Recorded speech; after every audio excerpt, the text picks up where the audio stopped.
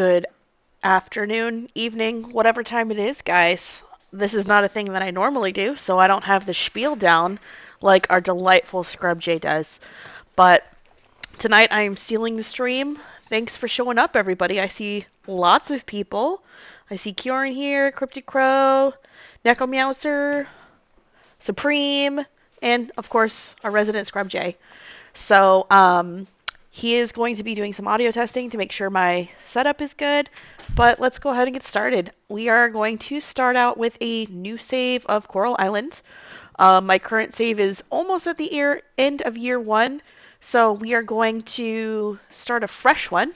We put a poll in the Discord, and we got the most votes for a new save. And by the most, I mean all of our votes were for a new save.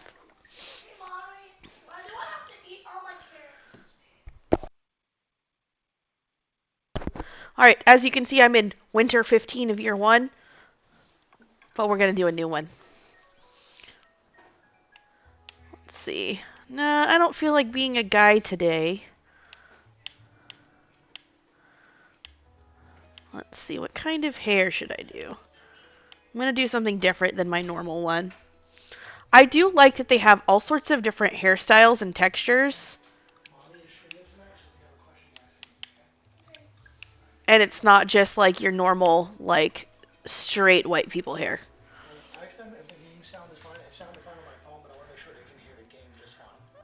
Okay, Delightful Husband has said that the sound test was okay on his end, but if anybody's having any audio troubles, or if something doesn't sound right, let us know so he can go be tech man and fix it. I think this is the hair that our Scrubjay is using, so I don't want to use his hair. He is dropping some stars in celebration of the stream. Have at it with your avatars, guys. If anybody is ambiently vibing, oh, you're excited for the ad to end. Yes, Crow, I am too. If anybody is ambiently vibing, okay, my brain just went blank. I'm tired. Okay. Oh yeah, if you're ambiently vibing, if you follow, you'll get your own stream avatar, which you'll be able to decorate with costumes and accessories. So, follow if you want. Let's see. Yes, dual buns. That's the name of the game today. I never can have regular colored hair in games like this. I just can't do it.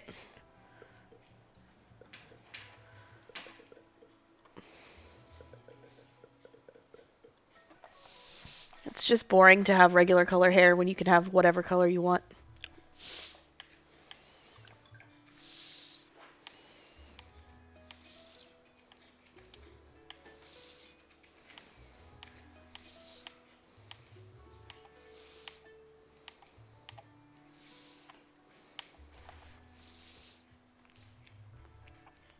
I normally go for, like... Okay, so this is kind of a weird color. It's not quite indigo, but it's not quite purple. It's like if periwinkle weren't pastel. That's the normal color I go for hair, like the dark color of like what the inverse of pastel would be for periwinkle. So like a bluey purple, but not exactly indigo, not exactly purple. So I went more purple this time.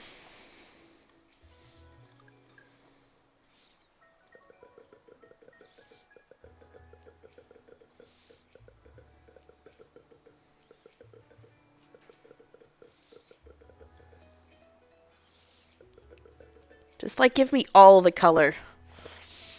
All of the color. No.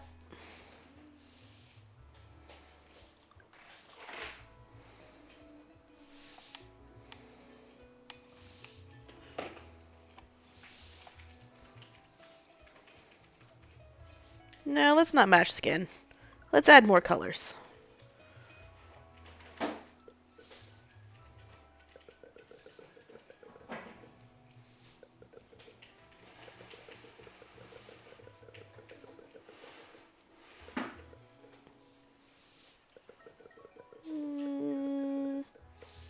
Yeah, let's go with it.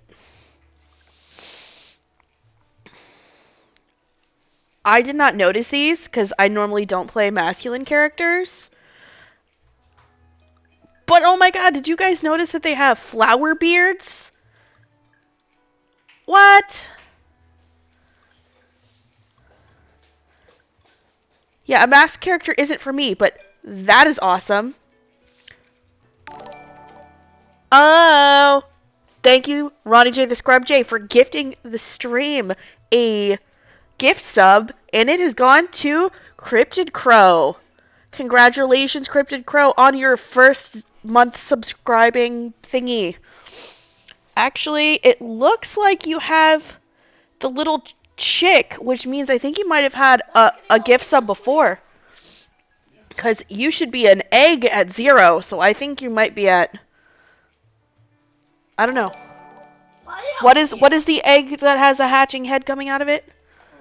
Well, I'm not going to keep the beard. I just thought it was cool that the beard had flowers on it, honey. Is the 3 month? Ah, so I guess you must have had a gift sub. So happy 3rd month to Crow. Now they can enjoy ad-free viewing. Yes, no more ads ruining the stream for you. And I can't help it. Every time, okay, so I've done a couple of different playthroughs. Like, we tried this out on Xbox Game Pass, so I made a character. And then I decided, I'd rather play at my desk, and did it on PC Game Pass. And then I got it for myself with a Christmas gift card. And every time I have to go for the goth outfit. I cannot help it. All the other ones, they're okay, but be still my little goth heart. Okay, guys, who wants to name me? I am atrocious at names. Who would like to name me?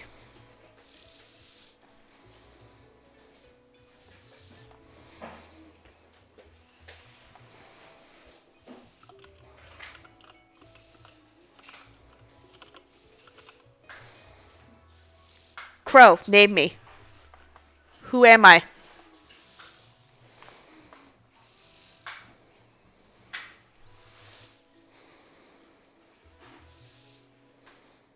Oh no, not Camp COVID. Jesus. Corbin. And I'm gone. You're not allowed to leave, husband. You can't leave. That's all you.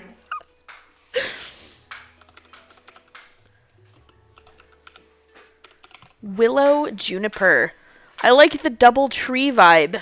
I do enjoy me some trees. Yes, what a typo, right? No, we are not making a plague camp. That is not the theme. I'm gonna go ahead and disable the tutorials just because you know. Oh. Here, I will have no gendered honorific.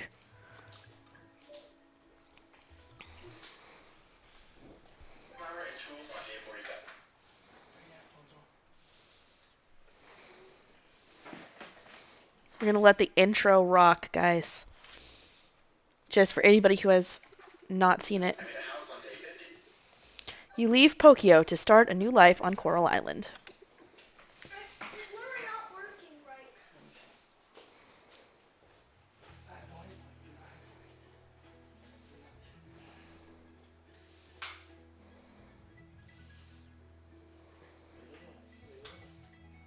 Yeah, I love that games are starting to have representation for that.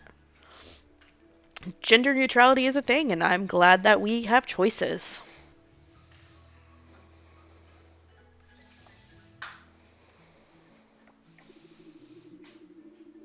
Hello, Willow Juniper. Welcome back to Coral Island, your new home. It's been a long time, Willow Juniper. I'm just going to say Willow because that is a mouthful. Good to see you again. Can't remember the last time we had a visitor. I trust you had a wonderful journey with Mr. Wataru.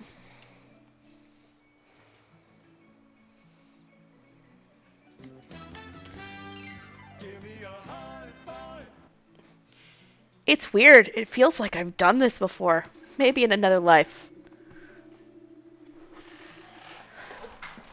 There you go. I've high-fived the husband. With some oomph. Maybe you're remembering your trip from back when you were a kid. I still remember your parents. Good folks. You must be quite tired from the journey. Let's head over to your new place.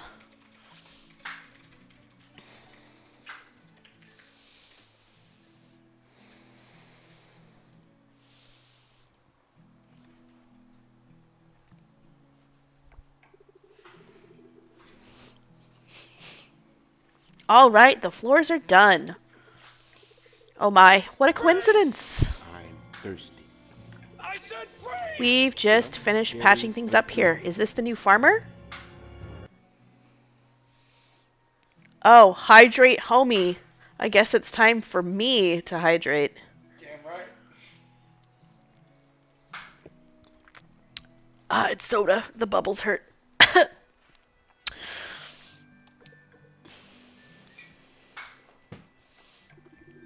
That's right, Willow. This is Dinda and Joko. They're the local carpenters. Nice to meet you, Willow. Hello, Willow. It's always exciting to welcome someone new to our little island. I'm pretty sure that's the dog, not the cat. I'm pretty sure not. Mr. Scrubjay is blaming the cat for a fart smell, and I'm pretty sure it's the dog because the dog has bad gas all the time. But he is blaming it on the cat.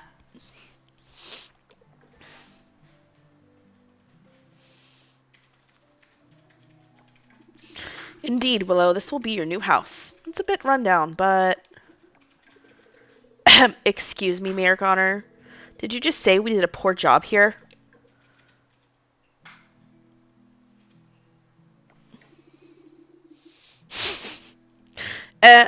No, I mean... it does not smell like steamed sriracha. Don't worry, I'm just joking. Unfortunately, we can only patch up the roof so it doesn't leak and replace some of the rotten wood. If you want more renovations, you can visit our shop and house in Hillside, northeast of here. We won't charge you for it, but you'll need to gather the materials yourself. Once we restore the foundation, you can decorate the house the way you like. We've placed the complete instructions in your mailbox. Well then, it's about time we head home. See you both around. Take care, Willow, and good luck.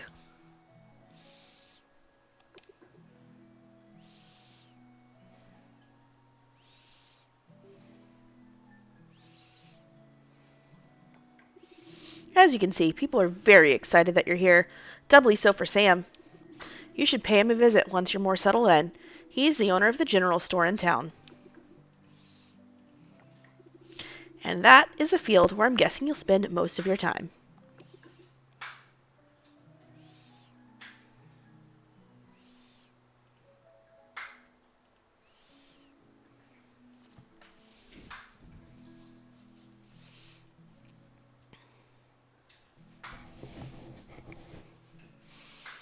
Man, after seeing the way my farm is now, seeing it refreshed back to the beginning, whew, it's a bit messy now, but I'm sure you'll take care of it in no time.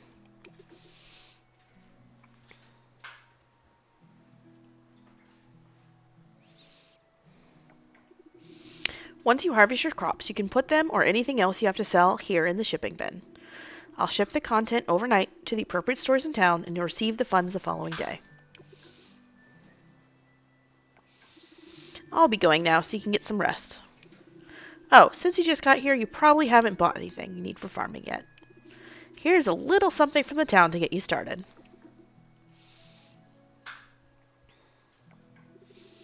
You received a watering can, an axe, a scythe, and some random seeds. If you need anything else, I'm at your disposal. Come to me with problems, questions, some mean sake. Welcome home, Willow.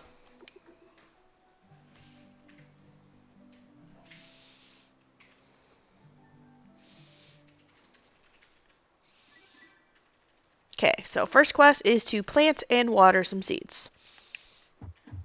Fantastic. You've not gotten past the steamed sriracha. Heck, I can't get past it. All right, so before I actually start, I'm going to do kind of like my favorite secret hack that I don't know if all of you who've already played know, and for those of you who may have a new save starting soon. If you go into the settings, you can go in here and you can turn the game time speed up and down. So 100% is what the developers count as like what they intended the data to be, but you can turn it all the way down to 50%. Mine was already at 60% because that's where I like to set it at. That gives you a little bit more time in your day, like the minutes that makes the day up go a little slower, so you have more time to do your chores, to go chase bugs, to go fishing, to do stuff in the ocean, all the stuff you want to do. So you're more limited by what you feel like doing and your energy management, as opposed to, oh my gosh, it's late and I'm going to die because of my tiredness. Yeah, you can turn it down. So I kind of encountered a glitch the first time I did it. I turned it down all the way to 50%, and like my day got stuck and like time wasn't moving at all. So I like to keep it at 60% to make the most of my time and to like avoid any weirdness. But you can customize it, so even if, like, hey, I'm waiting for some really important crops to grow for a quest or for an achievement or something, you can turn it back up to the fast speed so you go through your day faster to get stuff growing, but not totally just like sleep your day away. Let them know I'm gonna put a test message in the chat. Okay, Mr. Scrubjay is going to put a test message in the chat. I have no idea what it is. I just want feedback on it. That's all from them. Yep. Also, other things that you can customize in here is if you do not prefer 24-hour versus AM PM, you can modify your game time in here as well, so you can see it in whichever way you are most comfortable. I am very, American with AM PM. Some people prefer the 24-hour clock, and you could do that there. There's a lot of other things, but those are the two that I've changed. You can also change your movement type to default you to sprinting or to jogging, or to change the way that you toggle your movement and stuff. But I default to sprint so I can move around as fast as possible, and then slow down my game time, and then 24-hour. Oops, no. I want to save. X apply. Yes, okay.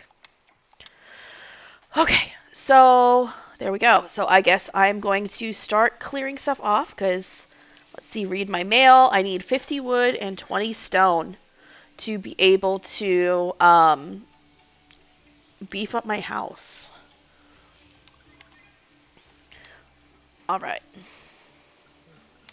Ask them if they can hear the water filling up. I don't think they can hear that, but he wanted me to ask if you could hear the water filling up in the bathroom for the child's bath.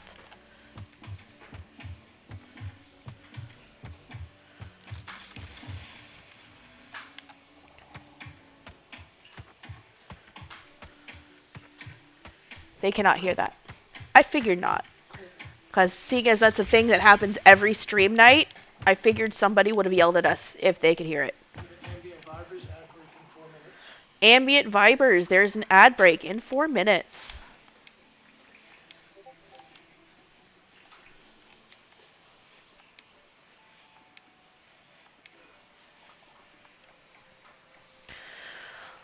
Okay.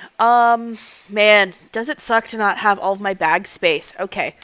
I like to kind of organize my stuff so that the stuff that I'm actually gonna see, like, hey, I'm tracking wood, I'm tracking stone, I like to make sure they're on that bar that I can visually see, and the ones that I'm not gonna use are gone.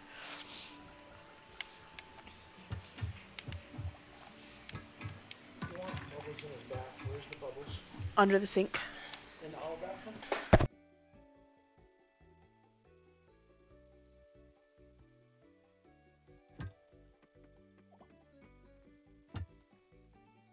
So right now I'm doing a dual purpose thing. I am trying to clear out space so I can plant some seeds, and I'm also trying to farm up the materials so I have my house.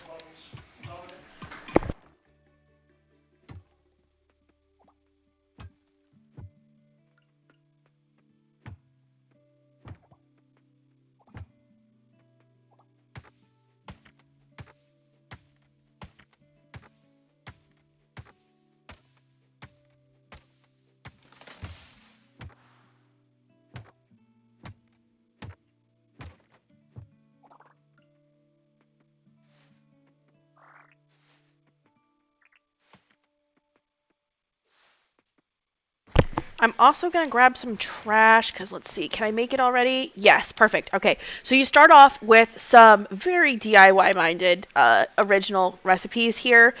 I like to be able to make the chest just because when you start, do we have Nintendo Online? Yes, we do have Nintendo Online.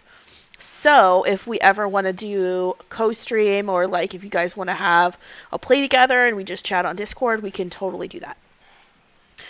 Um, I like to make a chest first, just so I have somewhere to put stuff. So I'm going to grab some trash real quick and make a chest. Oh boy, do I feel the difference in my upgraded tools versus the fresh newbie baby tools. Yeah, we have the family plan. We got the annual level family plan. Ad break in 90 seconds. Ad break in 90 seconds, according to lovely husband crow. Scrubjay, whatever bird he is. Birds! Did you guys know that talking and gaming is hard?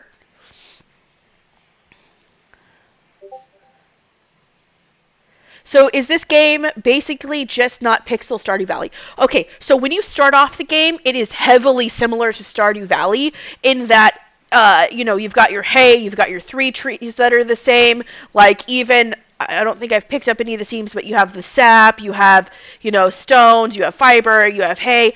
It's very, very, very similar to Stardew at that point.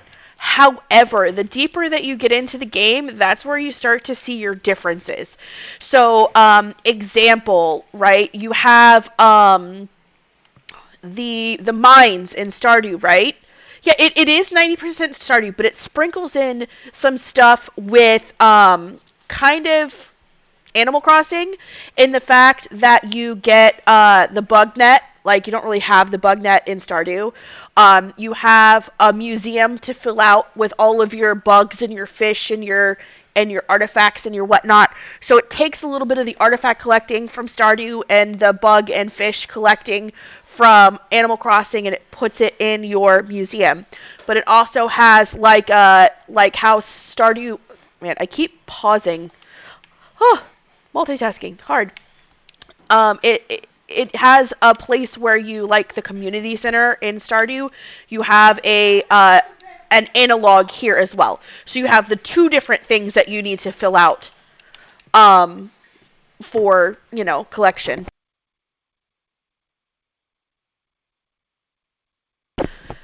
I also find that the ocean is a difference for me.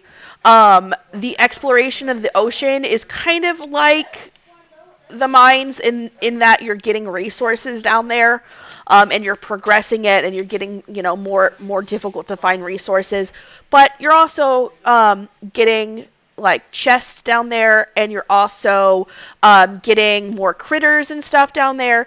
So it's got a little bit of nuance. What I really like is that in, say, Stardew, if you find a collectible, like an artifact style collectible that would go to the museum, that you can't, you turn it in and then all you do is sell it.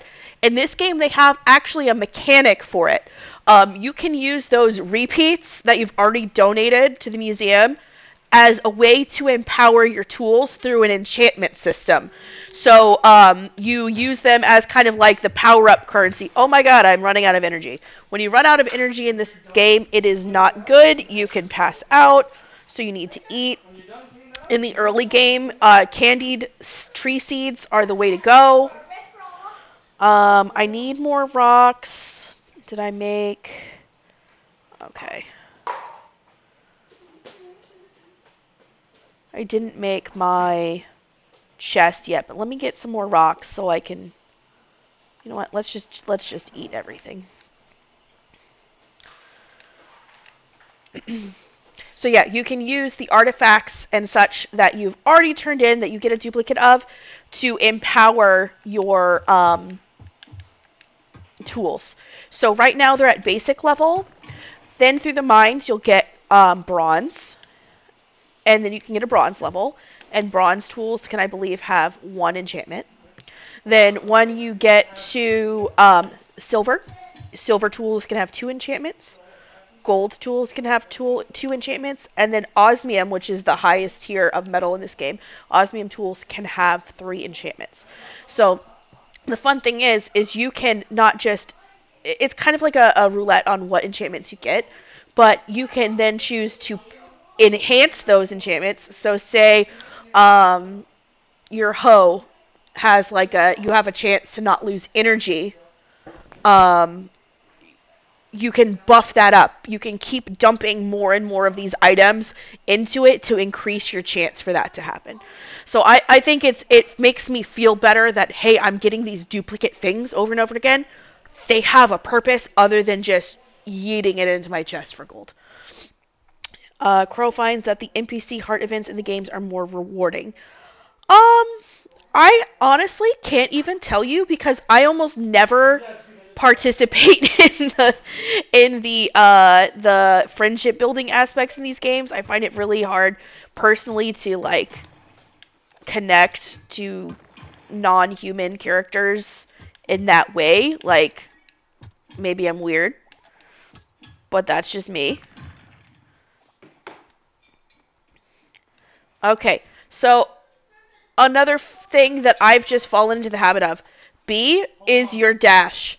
Your dash lets you move a little faster. Ideally, that is for being in the mines where there's monsters and such, but I just use it in my everyday going around. Oh no, my inventory's full. Boo. That was a bug we just ran past. I was gonna pick that mushroom, but my bags are full. Carpenter's open. Yay, we're gonna go buy our house upgrade. Yes, the map shows where people are all the time. Yes, yes, on the map. Also, you can get a calendar for in your house that will tell you when people's days, like their birthdays and stuff are. Like you can buy that like furniture.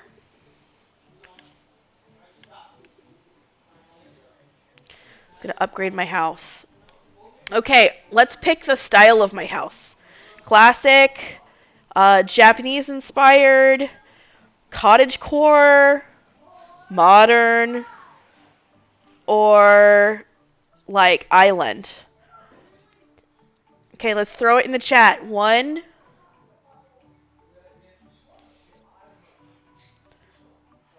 2,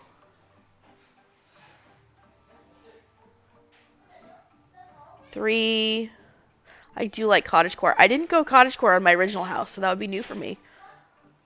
4 or 5.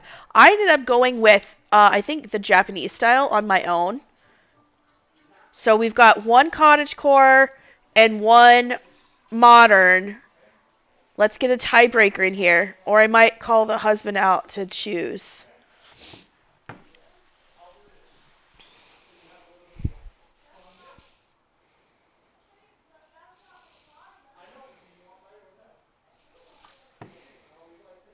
I feel like an eye doctor. 3 or 4.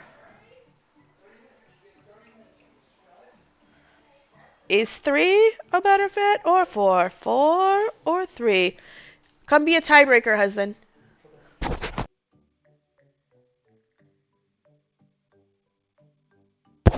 Come tell me. I've got 1 vote for cottagecore house and 1 vote for modern house. Okay. Cottagecore, Okay. modern. The old me would have said modern, but the new me says cottagecore because it looks like mermaid scales. Yeah. Old me would have easily chosen modern. It's true. It's true. He would have. Go for a super hyper modern minimalist look. Yeah, he did, and then he picked up cozy games. You. You're welcome. Awesome, thank you. I'll work on it right away.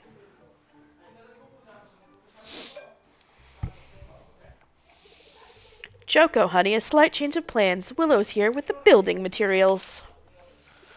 Let's head over to the farm and repair Willow's cabin. Yes, it was a tough choice because both were equally awesome.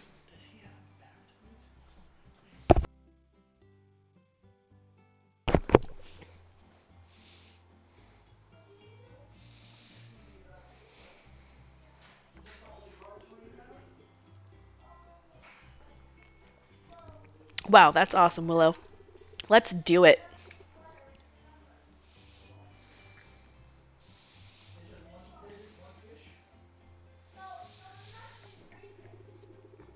Dinda and Joko are repairing your house. Also, fun fact, when you go to upgrade your house, you can change the style of your house for free with the upgrade. Otherwise, I believe you can change the style of your house without upgrading, but I think there's just like a small gold fee. How are the house upgrades? More comfortable, right? Now move it and help me get your stuff inside, kiddo.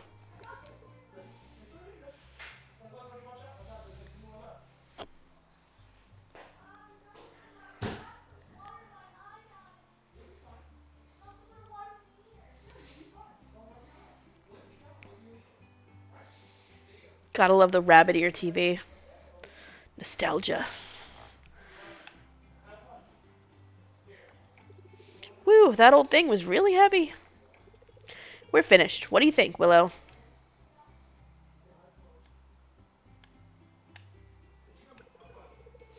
I hope you can sleep better now. Look, no more moldy wood. We replaced all of it. We also built a new foundation for the house. That means it's strong enough for even more furniture. You can start decorating to make things comfier. Speaking of decoration, we have a furniture store in town. But since there are fewer tourists, we don't stock many options anymore. No one's buying, you know? Check it out, though. You might see something you like. If you want, we can go there, right?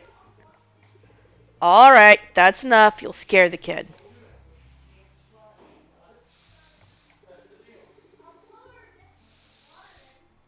Oh, sorry, Willow. I got too excited there.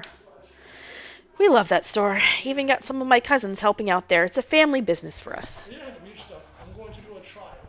I'm going to put the two kids on the tablet for him on the toilet, but he doesn't get to heavy splash. He never gets to splash in the bath. Yeah, but he still does. I know, but ah, go, husband. Go run the bath. You know what I mean? Feel free to visit when you have time, Willow. It's in the middle of town. Shouldn't be hard to find. Oh, God, that was loud. Alright, that's all for... Honey, aren't you forgetting something?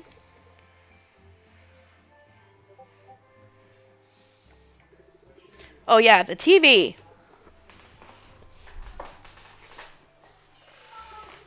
We threw in a free TV for you, Willow. Free of charge. It's old and bulky, but it still works perfectly. It gets a good amount of channels too, like this weather. I love the good old whack. He wants to watch a Mr. Beast challenge video, so I'm going to use this one. Well, sometimes you gotta smack it good at a 60-degree angle like this. The channels are very useful, like the weather report on the Weather Channel, so you can skip watering the crops on rainy days to go fishing or something. I don't know what you like to do, but you get the idea. There are variety shows too. Love them. Some shows have useful tips if you pay close attention. I guess that's all for now. See you around, Willow. See you. Don't forget about the furniture store, all right?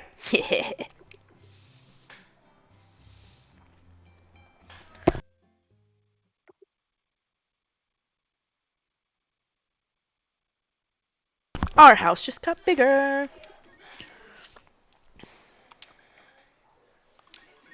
Yay, gold. Okay, I gotta plant and water my seeds real quick.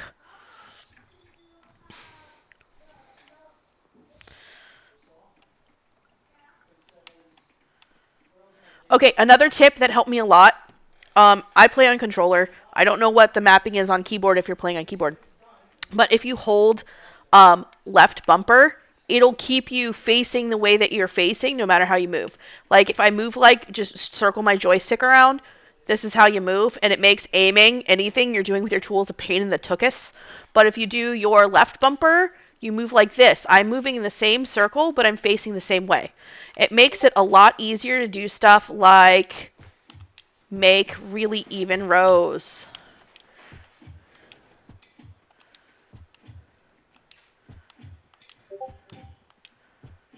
Ta-da! Okay, this thing that popped out of the ground. This is a coffer. There's coffers hidden everywhere. It could be in dirt, it could be in trash, it could be under the ocean, it could be, in a bunch of different places. So the coffers you can take to the blacksmith. They'll crack them open. It's kind of like the geodes or what have you. And they will have stuff for the museum. They'll have materials inside. I have, let's see, no room in my stuff. Let's see, what do I need to do?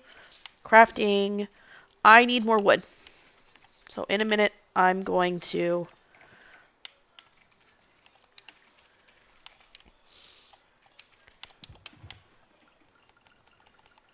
Okay, same trick works with planting seeds. Whee!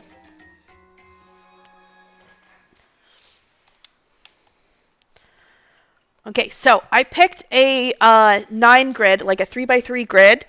Um, what made you feel it? Oh, area of burning is gone. See, yes.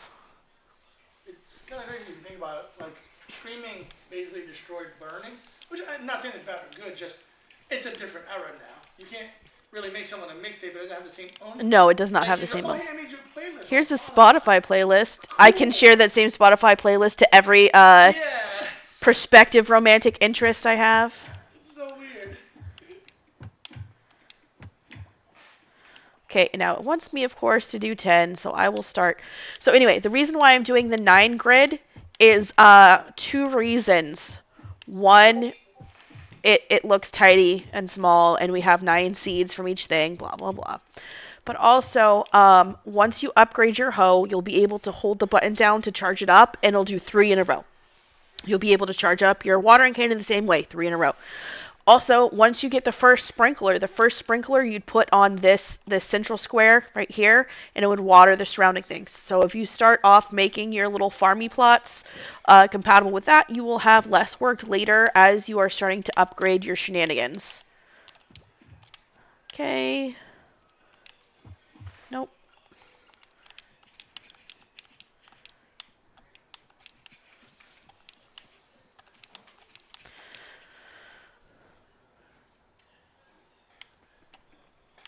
Okay, so I have grown everything.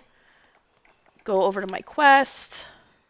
Oh, I've got to water one more to turn in the Well, quest. rather than react to fireworks, she just like perks her ears up and then sleeps harder. Good. I'm glad that she's not triggered by fireworks. That was horrible. Okay, I now have to harvest my first crop before I get my money. How dare.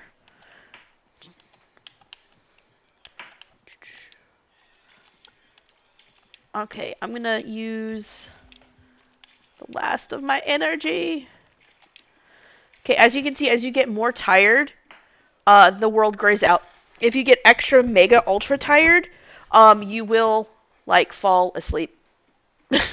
Not fall asleep, but you'll slow down and be sludgy. I still have a lot of time in my day left, so I'm gonna kind of do like a gathering route. Oh man, I haven't opened up this way, so this is gonna be annoying to get out. Welcome to my world. But there's a little like path this way, and I like to come out here. Each season will have different gatherables. This is a great way to earn money in the early game. Of course, my stuff is full. Man, I miss my bags. Okay, I'm going to get rid of this coal because we are not going to need it for a while. I'm going to get rid of this scrap because we won't need it for a while, and this stone, we won't need it for a while. I do have a question though. Are you going to do 1 hour this and then go back to your old save file and still explain stuff, or are you going to do 90? I'm going to do the majority of the stream on this new file because that's what everybody asked for. Okay. I will probably do like a little farm tour towards the end of the stream just to kind of show off because I like my farm. Okay. Do you think you're going to make it 3 hours? I just want to try. Probably. Okay, cool. Yeah, let NBA vibers know. 15 minutes till we take a break at the top of the hour. Okay, 15 minutes till break time. Okay, so this thing right here, this little 4-leaf clover, this is analogous to anybody who's played Stardew to the worms. There's something under there. It might be compost, it might be seeds, it might be a coffer, it could be pretty much anything. Right now, I'm going to pick up that mangosteen And Mama Bear's going to eat the mangosteen. So I have a little bit of energy so I can dig up any of those lucky spots that we come across. Normally I'd say sell it. So early game strategies for making money that I took on is I would sell a lot of this stuff. As you progress through, things will be like this with no stars. Then there's bronze, silver, gold, and osmium stars. The more stars, the more money they make. A tip that I would like to share is if you are collecting something that could potentially be either something to go into a artisan machine, like later on you'll be able to craft honey out of flowers. Well, better grade, better quality of flower makes more expensive honey. Honey takes a long time to process. I cut my losses on stuff that's no stars or like copper, and I use those for quests, for gifts, for crafting, because you can make flower bouquets and stuff. And I only process out the stuff that's gonna make me the most money. Sometimes I'll just straight up sell the stuff that's really low quality. The opposite is kind of true when you come to your foods, right? So if you get a food item that you can use in a cooking recipe, when you cook it, there is no such thing as a star quality cooked item. So you get no benefit from using those more expensive items in your cooking. The quality of the food buffs and the energy return and the healing that you get is exactly the same no matter what you put into it. So I sell or process out in the artisan machines anything that's of higher quality, and then I'll keep the stuff in my upgraded house. You get a kitchen. I'll keep stuff in my fridge for cooking. Um, that's just kind of how I go about it. But you can do whatever makes you happy.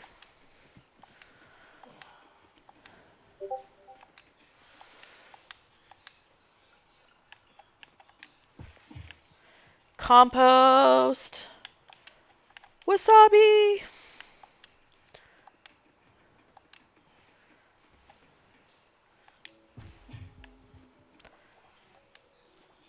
Alright, I'm starting to feel tired. It's starting to get dark out. I'm going to go sell some more stuff. Um, Everything sells like as the day turns over. If you need some cash in the middle of the day, you can go into town and you can sell things to the appropriate shop. During the day straight to the store owner so you can get cash fast.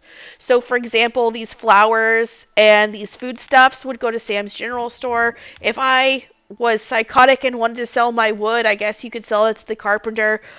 There's like ocean stuff, like if you go troll the beach, there are like shells and such that you can pick up. You can sell those at the beach shack. I tend to just dump them in my bin and let it rock. What Trash Panda secret that I told you? Oh, yeah. You can also rifle through the garbage in town. And you will get materials. Often it's trash or compost. Sometimes it's a collectible for the museum. I've actually gotten about 4 or 5 fish that I hadn't caught by myself just by going rifling through the garbage. Upcycling, y'all. Item alert, introducing the basic bag. That's why I was trying to sell stuff. I want the basic bag. 500 coins for more slots. Hey, look, I have 510. Yeah. But first, I'm going to water my crops like a good little farmer. No, the game does not start you at 500, husband. The game starts you at like 300, and then you do some quests early on that give you a little more, and then if you sell stuff. I I told you this. You just weren't listening. Okay. Okay, fair enough. Yeah, you weren't listening. Wait, your whole water can refills with just one dip? Yep. Oh, that's nice. All right. Now I'm going to try and make that chest. Because, of course, I have a tip about chests, I think, if I recall correctly. How much wood do I need to make a chest? Boop, boop. 5 more wood. Okay.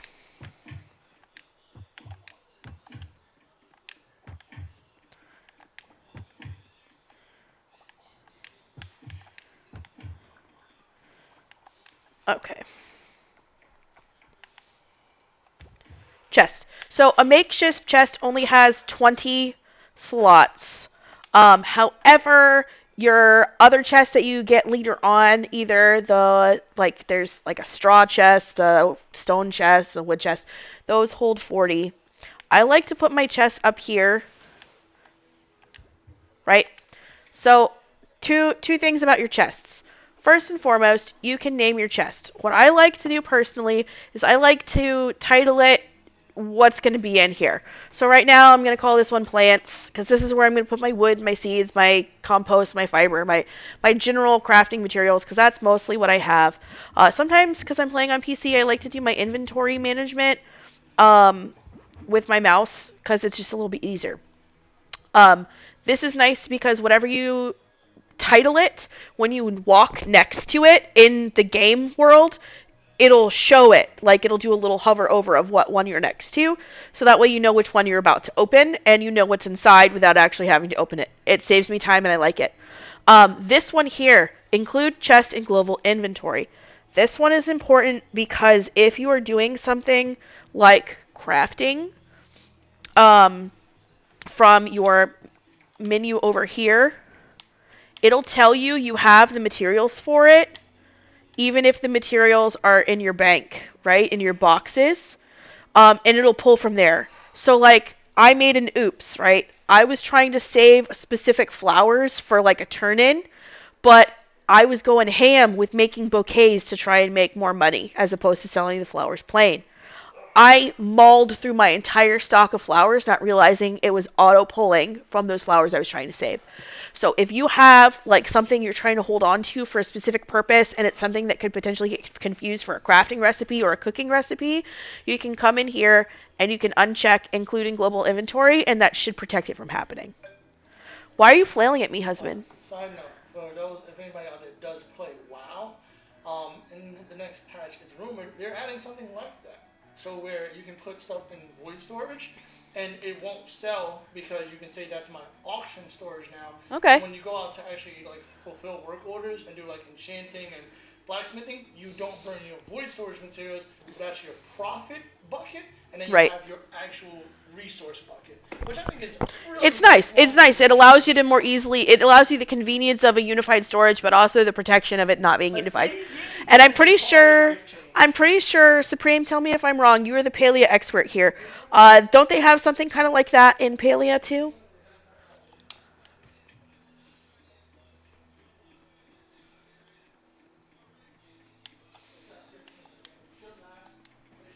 All right. I'm gonna go ahead to the excuse me, the general store. I'm gonna harvest stuff along the way, and then I'm just gonna explore a little bit to see if there's anything else to pick up to make money.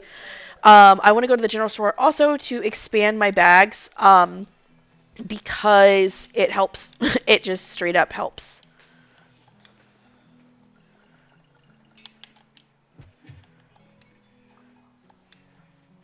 And it's closed because I am too early.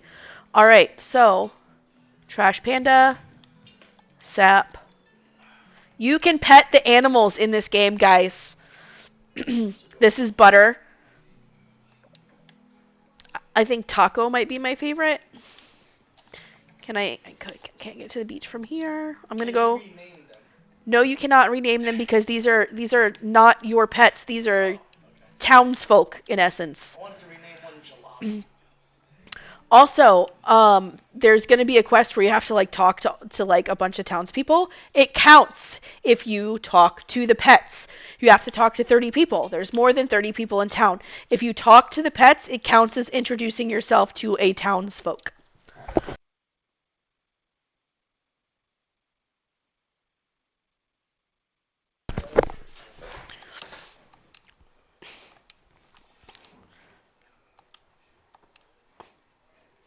Another thing that I think is fun flavor. See, look, I'm cutting up the trash, right? You're going to want to keep the trash. Don't throw the trash away. You're going to process it and recycle it. But if you go over here to your journal, it'll actually tell you how much trash you've cleaned off as a total tally for the entirety of the game that you've played. So in this 41 minutes that I've been playing, we've cleaned 122 trash. Just a fun little factoid. I like it.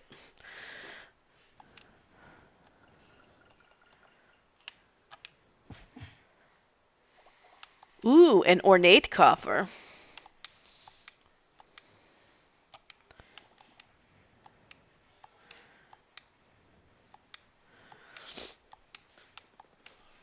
And you can go out here, and as you can see, this is going to be the bane of your existence. This black, rooty vine, oily grossness.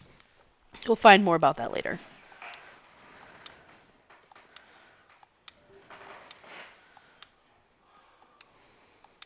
Alright, it's 9 a.m. Head over to the general store. Can't wait till I have my bug net so I can catch you. Ah! But yeah, bugs will be ambiently around. I like in this game the bugs are I think are a little more challenging sometimes to catch than they are in like Animal Crossing, for example. Some of them are more sensitive than others to your approach. Some of them can kind of be bothered by you being near them for a longer or shorter amount of time. There are items that allow you to sneak up on them better. There are traps to passively catch them while you are away. I just think it's got a nice level of nuance. Hey, Willow, I knew you'd eventually make your way here. I wanted to personally introduce you to the owner of this store. This is Sam. He's been running this establishment for a while now. Hello, Willow. It's a pleasure to meet you. Welcome to the general store. You'll find most of your farming needs here. Most of the seeds I sell are seasonal, though. It would do you good to keep this in mind. If you need help, just holler. I'll be by the cash register. Well, isn't this nice, Sam? You might finally put a dent in that seed stock of yours.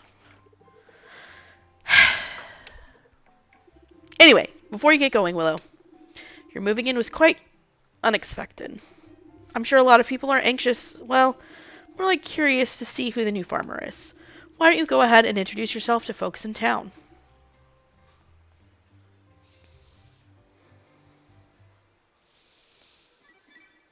So, I've already met 5 townies. Oh, it's break time. So I'm going to go buy my bag real quick and that while he sets up the break because we are at the top of the hour. So if you look at the shop, these are all the fun things that you can buy. I might buy those after break, but I want this. Oh wait, I'm too broke now to buy that because I wanted my bag increase. But I can now have 20 slots. You can toggle this way. Okay, he's rushing me to go to break. Oh, okay. But it makes it so much easier to swap between things. Alright, break time.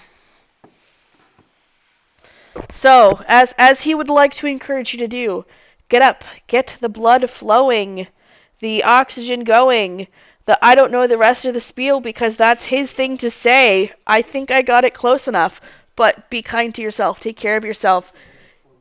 You get your 4 minutes while we have our jaunty little tune, wiggle it out, shake it out, or if it makes you feel better, just be a damn potato the whole time. I don't care. Whatever makes you happy. Do the thing. See you in 4 minutes, y'all.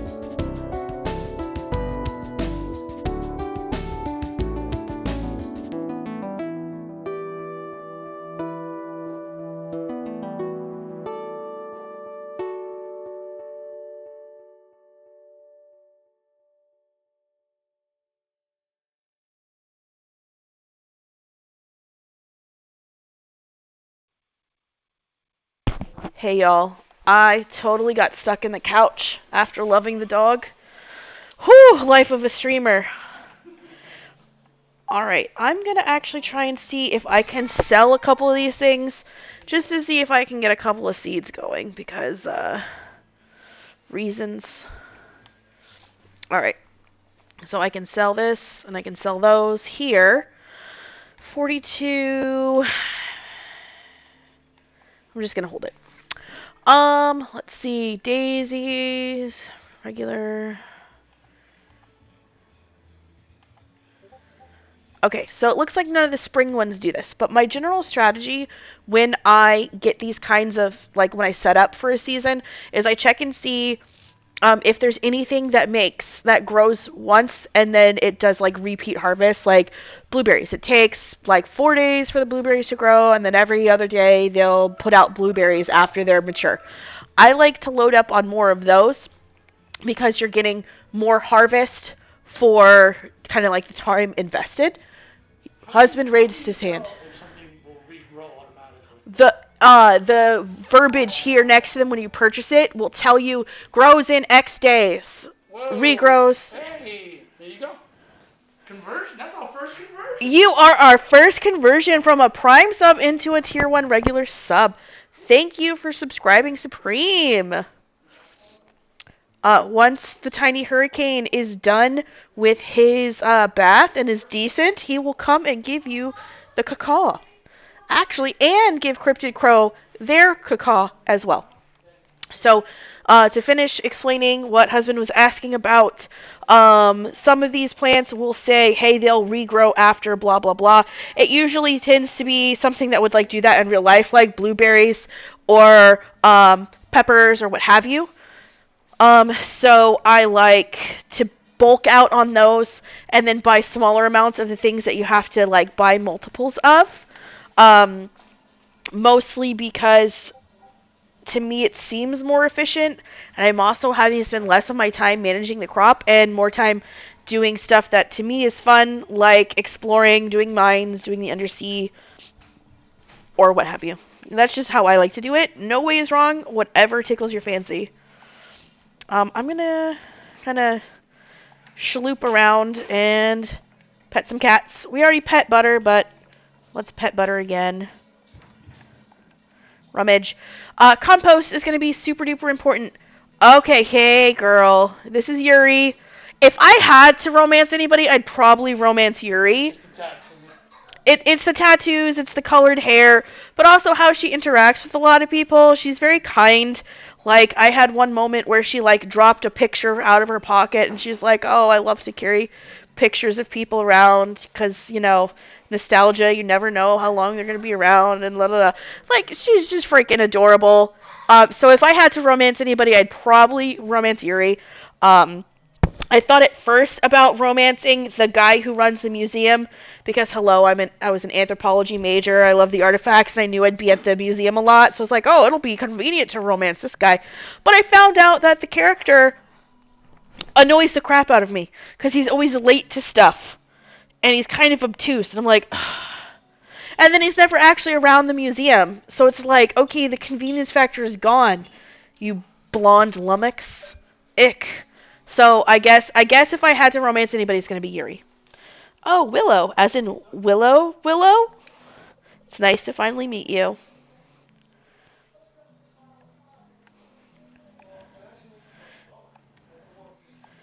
Okay, so small tour time. The lab here will become important later. Other points of interest. Let me go talk to these people. Oh, hi there. So this is the graveyard. Sometimes stuff will spawn here as far as collectibles. Oh, hey, what's up? That guy is apparently such an NPC, I can't even talk to him. This is the blacksmith. You will spend a lot of time here between opening coffers like I am about to do, upgrading tools, and such. Okay. So looking at the shop, they sell like your raw materials. Just don't. Please don't. It's going to be a waste of your money. Um, Gathering stuff is actually not excessively difficult. You're better off just gathering it. Upgrading your tools. So as you can see, here's your bronze, your silver, your gold, and your osmium. I haven't gotten any osmiums in my original playthrough. I'm at the point where everything is gold except for my watering can. Um, Partially because I have other things that I keep wanting to spend the 10k gold on.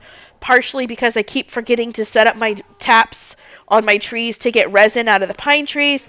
And partially because everything that I have is set up with self-watering sprinklers. But there's notable difference in using these as far as busting up rocks or chopping trees or the ability to, hoe more land at once, water more crops at once, cut things faster, etc. But I am here for this. I love this. The little gotcha lover of my heart, the kid who loved the scratch off lottery tickets, this is one of my favorite parts of the game. I got a hammerstone artifact and an ancient map. So these will be good for the museum turn-ins. Fun fact that I love about this game that drove me nuts about Stardew. If you are in here and you hover over it, it's not going to show you now, of course, because I haven't gotten to the story of it, but there will be the museum to donate to. There will be the shrines to offer to. There will be, like, okay, I can't even hover over it, but at the bottom of the tooltip, once you get those parts unlocked, there will be a little tag at the bottom that says donated if it needs to go to the museum and offered if it needs to go to the offering shrine. Some items will need to go to both. The words donated and offered will be grayed out if you have not done that thing, but they'll be filled in and bright and colorful if you have. So if you don't know if you've turned something in or if you can turn something in and if you want to know if you should save it to the side, look at the tooltip in your inventory and it'll tell you. Now, we haven't done the story enough to unlock either of those mechanics yet, so it's not telling us, but it will. And that has saved me so much freaking heartache and headache as opposed to other games that don't have like some sort of tagging. I love it. I love it. Also, this right here is going to be your fast travel point. As you progress in the game, you'll be able to fast travel. This is one of my most frequently traveled. And puppy. This is Bon Bon, guys. You wonder how Bon Bon could be so cute and so fluffy.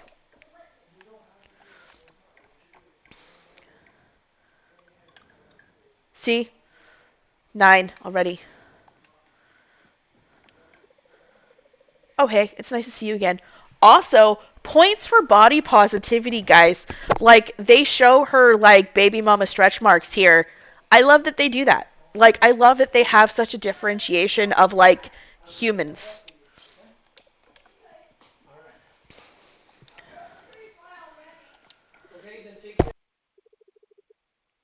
The new farmer. Welcome, welcome. He's always screaming.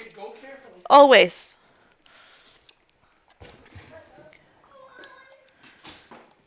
Did you take your clothes with you? Okay.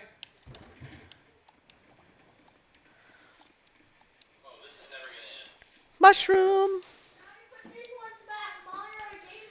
Okay, then put it back in your drawer. You know where it goes. Yeah, oops. I'm used to speeding through this part. Have you planted any spring seeds yet? Sugarcane is my personal favorite. I also like sugarcane. Because that is one of the ones that will regrow over and over again. And sugarcane will actually regrow every single day. Every day. Every day. It's super nice. And I didn't know, and I'm so annoyed that I didn't know, was that you can take the sugarcane and put it in the cheese press and it will make syrup. I didn't know that. So I wasted all of my sugarcane that I grew and harvested and I sold it raw. and I ate it for energy in the mines when I could have processed it into an artisan product. Ah, grumpy. Bug. Can't catch the bug yet, but I want to catch the bug. So I'm just going around and I'm gathering stuff. So here I don't have any starred items, but earlier I got like I think a bronze star tulip. Um, Mushrooms. Here's a tip that I just learned recently that I'm going to share with you is that so mushrooms grow. Each season will have kind of like different mushrooms that grow that you can pick and whatnot. If it's a rainy day, the next day mushrooms will grow. Like there'll be more mushrooms out on the map. But also later on, you'll be able to craft something called a mushroom log. And you can put a mushroom that you've foraged into the mushroom log, and it'll take some time, but it'll duplicate that mushroom and give you like 3 mushrooms back. But if you put in a higher quality mushroom, it will duplicate the quality of those mushrooms. So if you wanted to sell them for more or whatever, put in your higher grade mushrooms and you'll get more higher grade mushrooms out. It'll just take a little bit of time, but more money.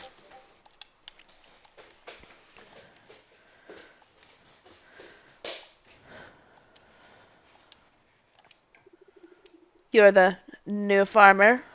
I hate it. I see. No offense, but you look like you've never held a tool in your life. You are a tool. He is. He is a tool.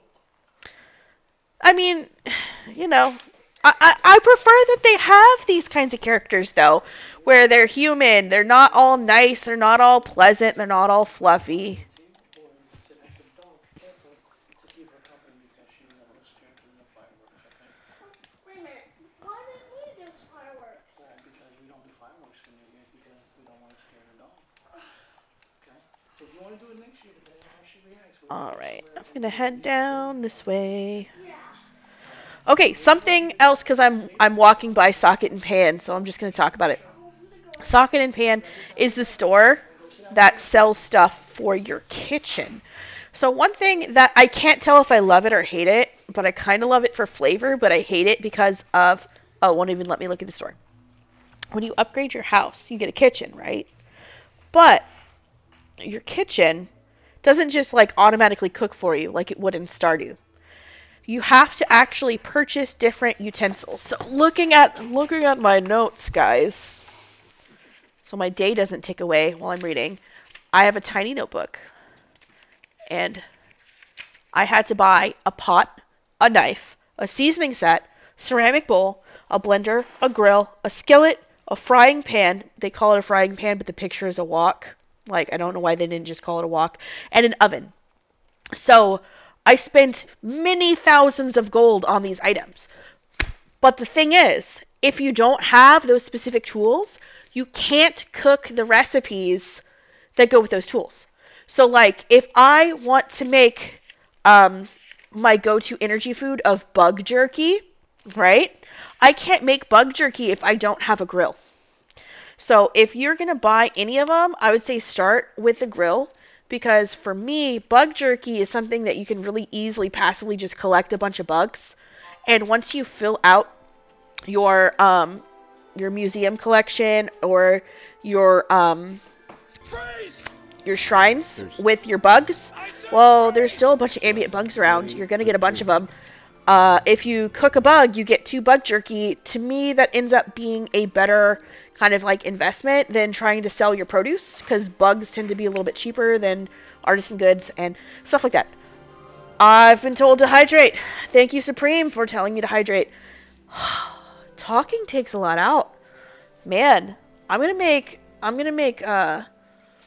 Scrubjay hydrate more often because you need it.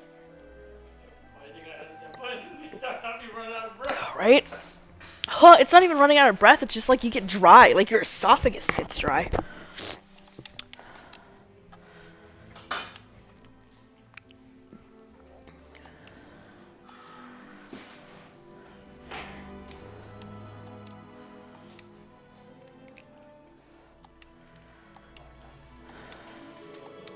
Oh no, I'm tired. I put in my work password for a game. Oh boy, husband is tired. He just put his work password into his gaming account.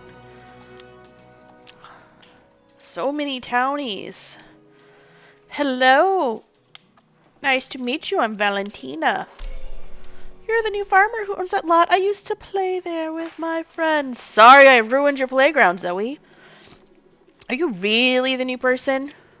Dad said you were a farmer. Is that right? What kind of farming tools do you have? Okay, I believe you. Why don't you look like a farmer, though? I look like a farmer child. My name? My name's Oliver. Why? My name is Randy. I'm an elementary school teacher. What did you say your name was? Oh, look! Representation again! Limb differences! Look at that. Okay. This is the museum where you will spend a copious amount of time. This is my other most frequently used teleport location. But it's not open to us yet.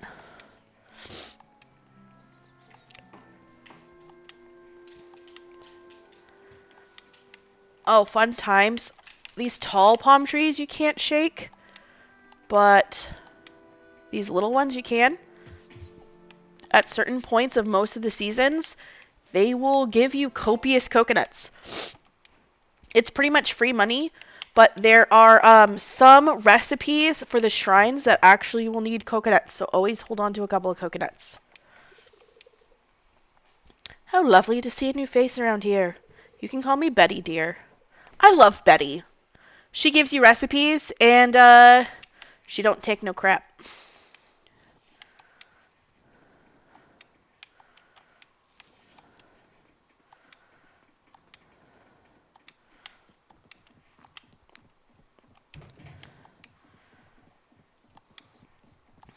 This is another place you will spend a lot of your time. We can't do it yet, but diving. Alright, my bags are almost empty, so I'm gonna go back to the farm real quick. I say quick, but it takes you a while to navigate without teleportation. Hello, bug. Goodbye, bug.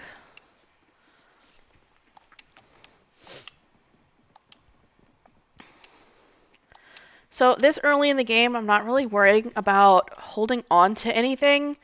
Other than, like these artifacts, I'm going to keep them.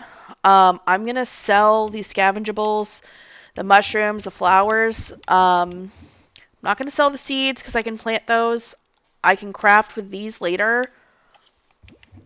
But what I need to craft from scrap, I can't make yet. So I'm going to just try and sell these things now to make a little bit of money so I can start to buy seeds to make more room in my bags to be able to fund what I need to do.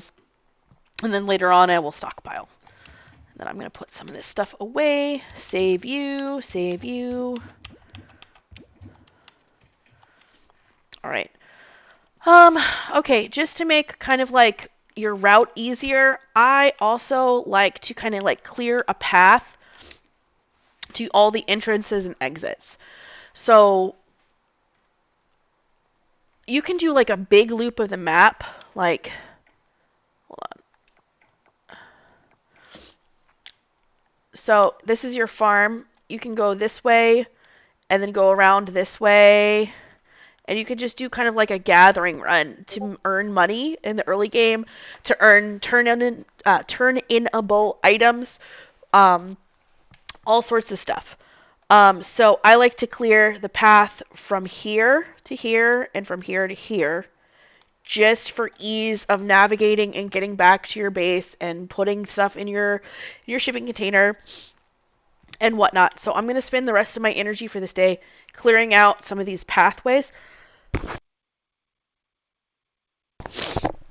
But something else I really like about this farm is look at all the water you have. Once we get the fishing pole, we're going to be able to fish here, fish there, fish there. It makes it nice. But path clearing time.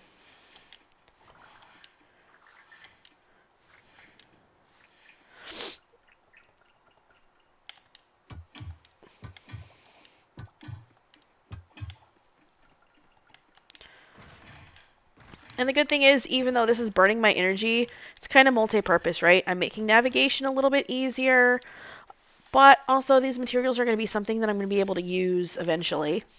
Um, like, for example, I'm not going to use hay anytime soon, right? But eventually I'll have a coop, and I'll have a barn, and I'll have animals in the coop in the barn. And while they could eat grass outside during the day, well, during the winter, they don't want to go outside because it's cold and it'll make them grumpy and they don't like it. So I tend to just kind of like hold it, so that way I don't have to worry about like, oh no, are my animals gonna like have enough food? Also, I'm gonna clear these guys out. Oh, is it not coming out with the pickaxe? There we go. You can get the seeds out with a pickaxe. One of the first energy returning food recipes that you'll get, I don't have it here, but it'll be craftable in your crafting menu, and you don't have to have a kitchen for it, is candied seeds. Now, um, look at how many trees we have on our farm, right? That's a lot. It clears out faster than you think. So I wouldn't recommend turning all of your seeds into candied seeds. Eventually, you're going to want to have some to replant. There are trees to chop down elsewhere in the map, but you know, we are playing an eco-friendly themed game. Um, don't don't clear cut the forest. Don't eat all the seeds. Think about it. Think about your managing your resources wisely. Um, you also end up getting a lot of candied seeds, like already pre-made, as rewards for stuff. There's secret hidden chests around. I'm deliberately not going to find the secret hidden chest, so you guys who are going to be playing independently can have that fun discovery on your own.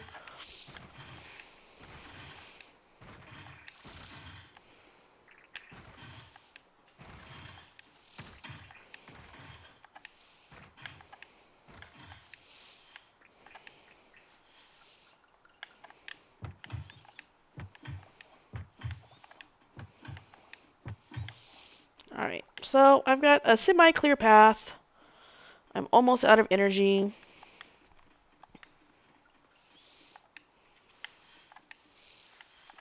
My crops are watered.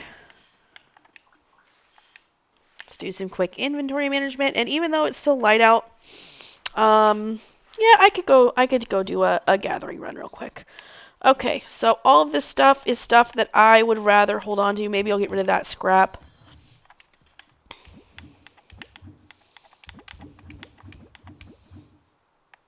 Also, you can click in your right stick to sort your chest. I love that. Okay, I did not clear the way this way, so I will kind of weave around everything, but I'm going to go see if there's anything worth gathering this way.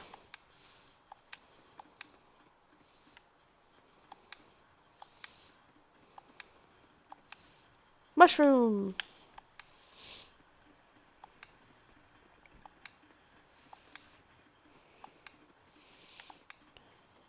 Wasabi. Garbage can. Ah, see? Look, it happened. I just got a catfish in the garbage can.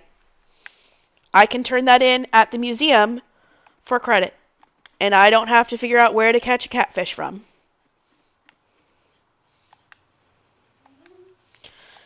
Because similar to Stardew and other games, fish will show up in different locations based on, you know, is it freshwater? Is it saltwater?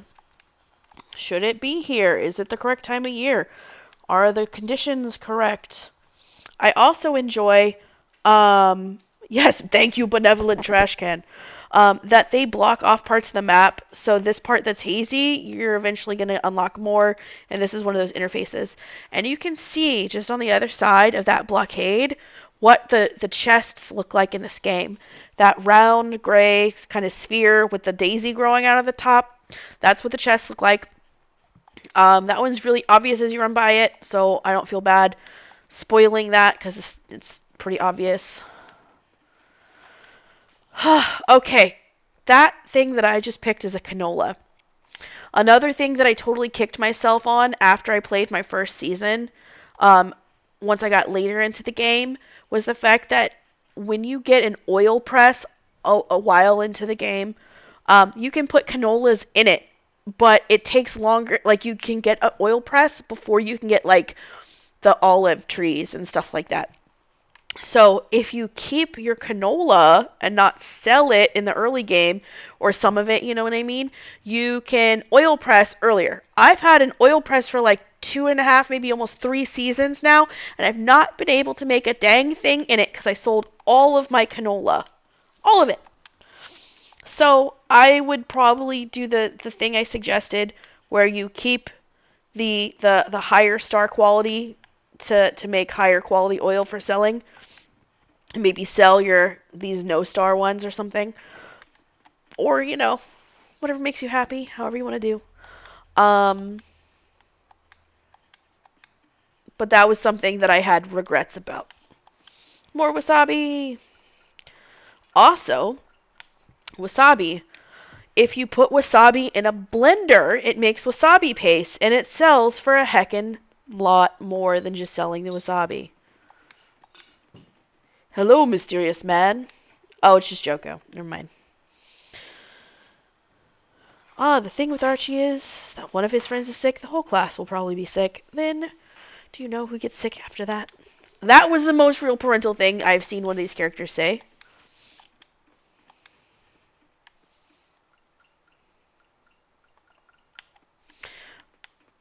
Man, where is it? There it is. Nope. Got it.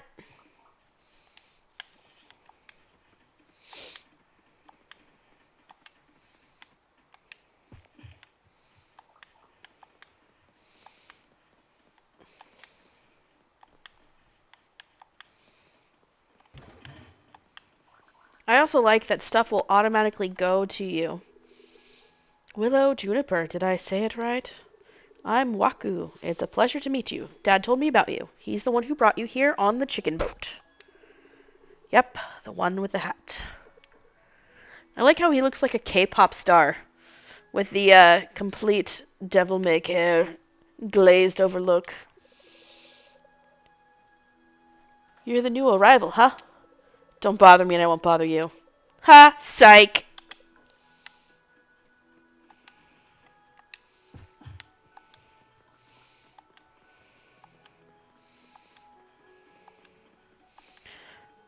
Goodbye, Glowbug. I miss you.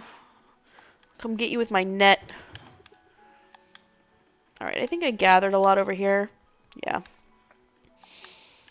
I'm gonna head back home, sell my stuff, but not my fish, because I want that to go into the museum once I'm allowed to put stuff in the museum.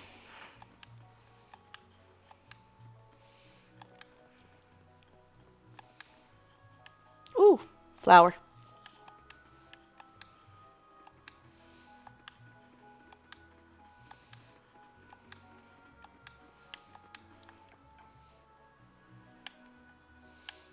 I'm getting distracted. I need to go home. Ooh, double shiitakes. Heck yeah.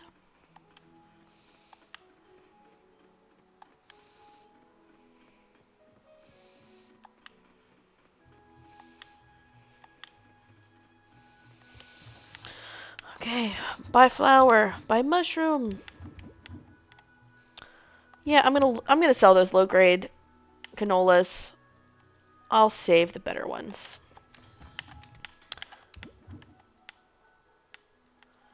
Compost, fish, ahoy. Alright, bedtime. Alright, does anybody have any guesses for how much gold we're gonna make? Husband, how much gold do you think we're gonna make? Wait, what did you sell? Okay, I'll go show you. Okay. Because the last time I asked you that question, that's with a boatload of artisan goods in my selling bin. This is all I got. The debris of my raccoon existence. Gathering things from the trash. 217. 217. Okay. Let's see if he's correct. I would not be mad at that. Do you want to sleep? Go to bed. Alright, I leveled up my foraging, so I get 3 max stamina. I also now know how to make the candy tree seed, my delightful snack. So I like this because if you click into this or scroll through it, you can see how much you sold stuff for. You didn't tell me that shiitake mushrooms. I didn't see that. Those things are expensive. They are, but I also got I never saw wasabis. wasabi. Wow. Okay, I took a guess on that. Yeah, so I like that it breaks this down for you. Um, So you know exactly how much. are. And Yeah. for those of you who are min-maxers like delightful husband over here, if you, let's see, I didn't see, that was the money going back into my account. Okay, I don't have anything in there right now, but if you have sold something once, it will tell you on the tooltip how much it goes for. There's a difference in price for the star quality. So no stars is the cheapest, osmium stars is the most expensive, and it'll just tell you question mark on it if you look at it and you haven't sold it. But once you've sold it in the bin one time, you'll always know exactly how much it costs, or how much you'll get paid for it. So that way you can kind of like plan. Okay, I have so many golds and osmiums. I don't need to hold on to and process my bronzes. Let me just sell them. Or, oh man, I really just need 1,000 more gold to be able to get blah blah blah. Okay, I can sell this, this, and this. It's not too dear to me. I'll get rid of it. Also, yay, it's a rainy day. I don't have to water my crops. Woo! Hello, Willow. Looking for a way to pass the time, or maybe you want to earn some extra coins while waiting for crops to grow? When you have a moment, come visit us at the beach shack. We have some welcome gifts for you. Yeah! This is a good day.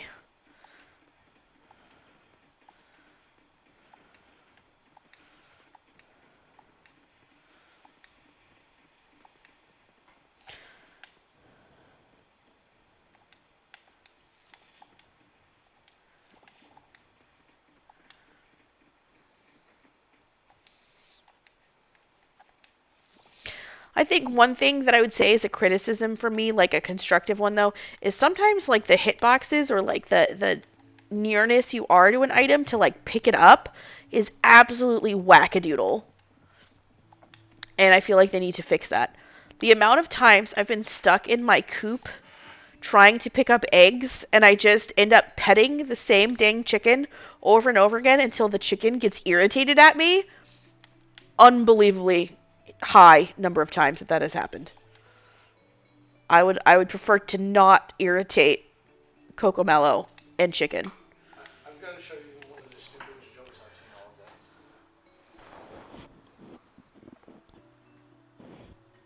Get that out of my face. Come on, explain. It's too early. Funny. He It was funny. he just showed me a little cartoon. It said, Stupid. here, I'm going to leave this ticking so I can open this door. Yeah, you're also uncomfortable phasing through your cows, yes. He just showed me a horrible cartoon. Put it in the Discord so everyone can see the monstrosity of it. Okay, well, Oh, look at this thing. It has the mark of the beast. Ah! And it was a portrait of Mr. Beast on it. hieroglyphics. Now, he laughs at that one because Hurricane is like enamored with Mr. Beast videos and the Mr. Beast chocolate bars and the Mr. Beast all of the things.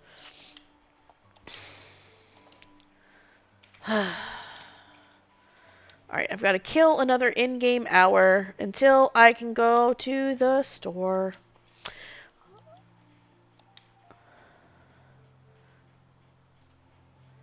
Lord.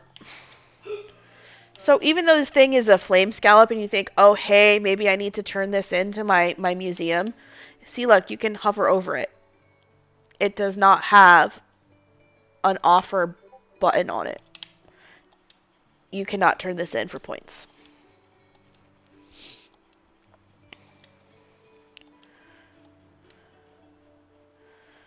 Alright, I'm going to stand here forlornly in the rain until they open the store.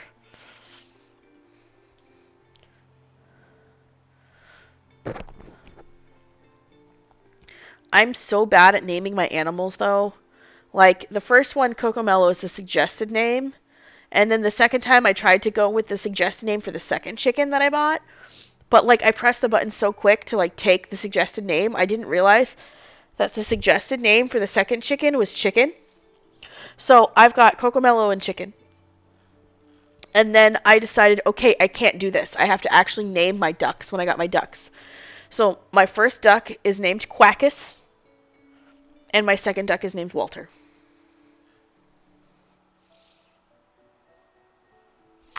Then my first cow was named Hildy, and then my second cow I named Romola after a fighting game. Um, what's it called? What does she do with the rig? The thing? Huh? Romola? Well, she's a streamer, yeah. She's a VTuber. She's a VTuber. Oh, yeah, yeah. Okay, So her VTuber character is like a, you know how there's the anime characters like cat girls or whatever. Her anime character is a cow girl, not as of the yeehaw, but as in the moo. So I named my second cow Romola because I quite enjoy her personality. Your ducks are all named after plants that grow in water and start with an L. I love that. See, if I had like any sort of consistency to my naming convention, it might be easier. What? Sonny, we can't do that to the new farmer. Poor thing will get overwhelmed if we give both things at once. I can't scream like Sunny screams, so please just imagine that I'm screaming like Sunny screams. Okay, then we start with fishing. Who doesn't like fishing? Maybe it wouldn't be such a bad idea to. Welcome! A new face at last, Willow, isn't it? Jim, Willow is here. Nice to meet ya. Huh? Nice to finally meet you, Willow. Come, have a seat. We were just discussing your welcome gifts. Oh, in his defense, he has hearing loss. Okay, I did not know he had hearing loss. It's fine if you prefer to stand. Gotta keep those leg muscles strong, eh? Speaking of leg muscles, I have the perfect workout for you. Catching bugs! Sit, sit, Willow.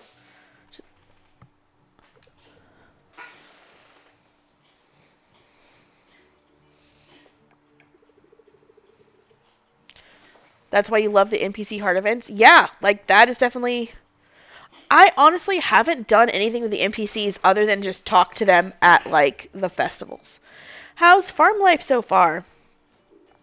Nothing I can't handle. Heh, that's the spirit. Resilient youngster reminds me a lot about myself. Settle debate for us, Willow. Which is a better activity? Fishing for or fun and ever exciting bug catching? Geez, Eleanor, it's not like we don't know your choice. Heh, my wife, the competitive ladybug. I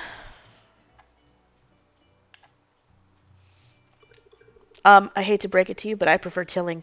Really? It explains why you moved to the farm, actually. Heh. I am not stepping into the middle of a marital spat. Ever. Well, in any case, here's our welcome gift for ya. A fishing rod and a bug net.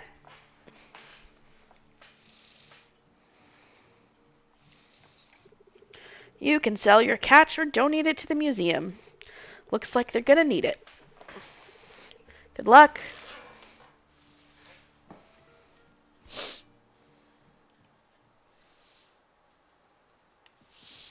Okay, so this is also where you upgrade your, this is where you got your fishing rod and your net. This is also where you upgrade it. Now, okay, so this is kind of like your other tools in that there's the bronze and then there's the silver, gold, and osmium.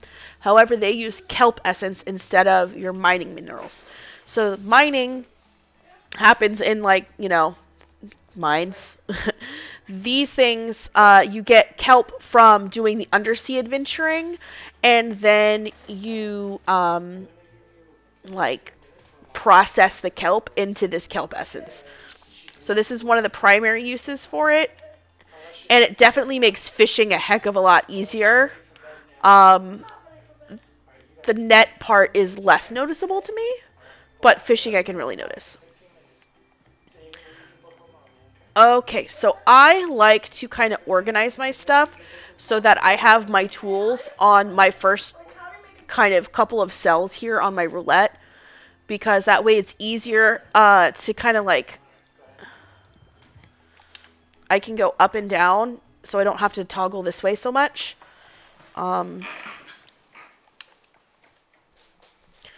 but I usually will keep my scythe next to my bug net, um, because when you're in the ocean, that's kind of how it matters. I'll have my axe next to my weapon when I go into the mines.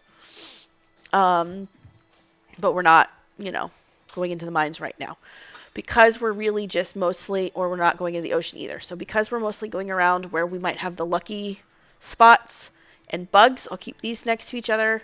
And then, you know, just for ease of rotation through everything.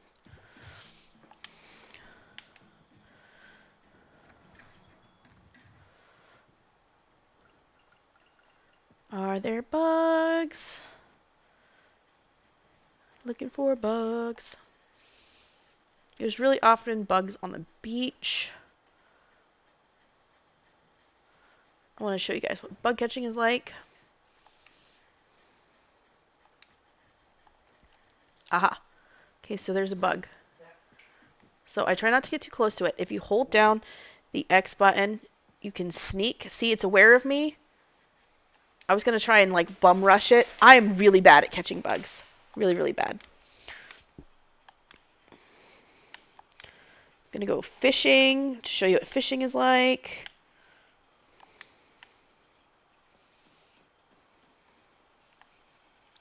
You hold the button.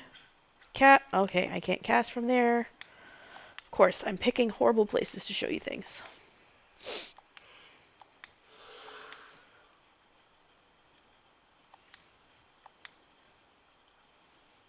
Alright.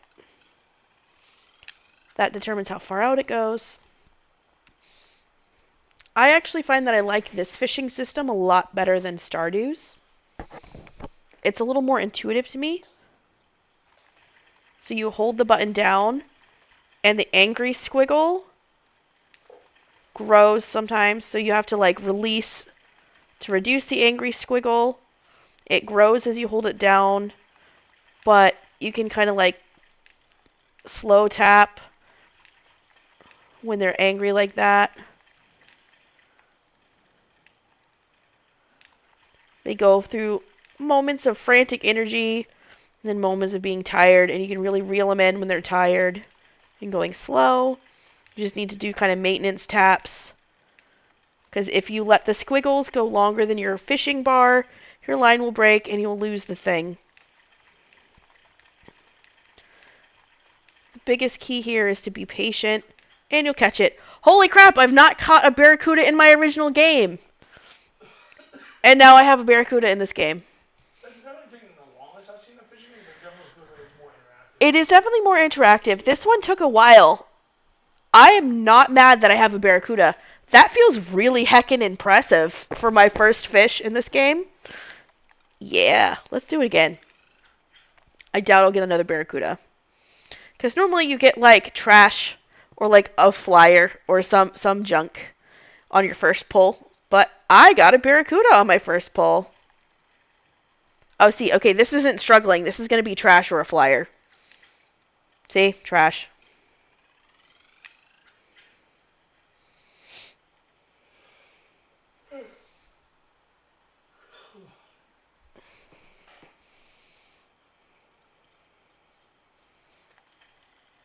Yep, trash. I love how trash just swims up to you. Do you have to go to the max or no? No, Okay. it's just a habit.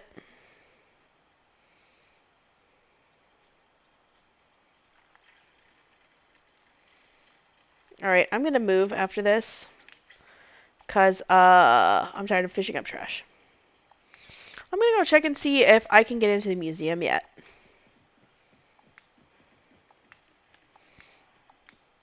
Hey, let me rifle through your garbage.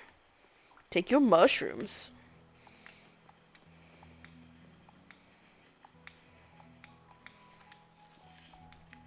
I also love that there's an animal shelter smack dab in the middle of the town. Um, oh, a new face. Feeling really good vibes from you, mate. You're so bad at fishing in this game in Stardew. I am worse at fishing in Stardew than this one, just because the way that the block or square or whatever bounces, like this one you have much more tight control of. So like if you pay attention to how the fish is swimming in the water and how fast the squiggle is like growing and getting red, and you just do tiny taps just to keep it from like completely coming off the line, and then holding it down solidly when it's like tired and floppy. That's what I found does it for me.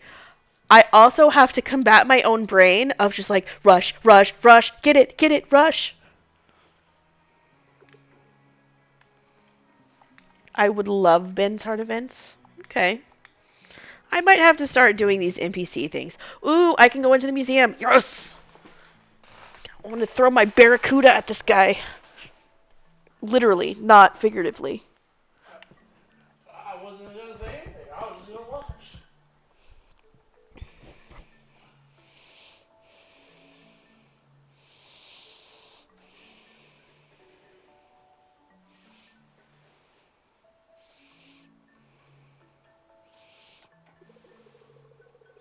Nope, they haven't magically returned. Oh, hello there. You're Willow, right? I'm sorry you caught me at a bad time, but just look at this. It's so empty, my life's work. Thanks, Willow. I worked so hard to fill the museum. I know you didn't pick the last answer. No, I didn't. I said, I'm so sorry, you goober.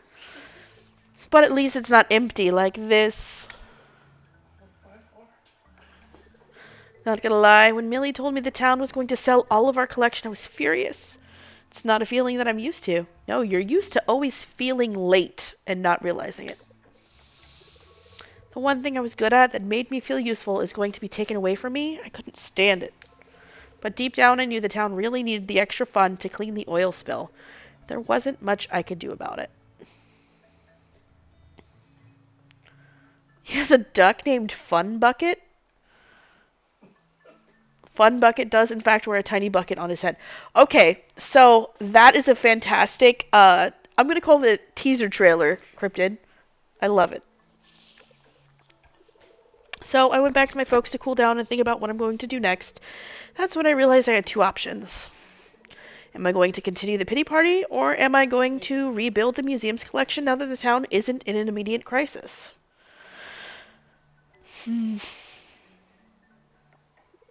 That's right, I'm going to rebuild the collection. By the way, Willow, I've heard some things about you.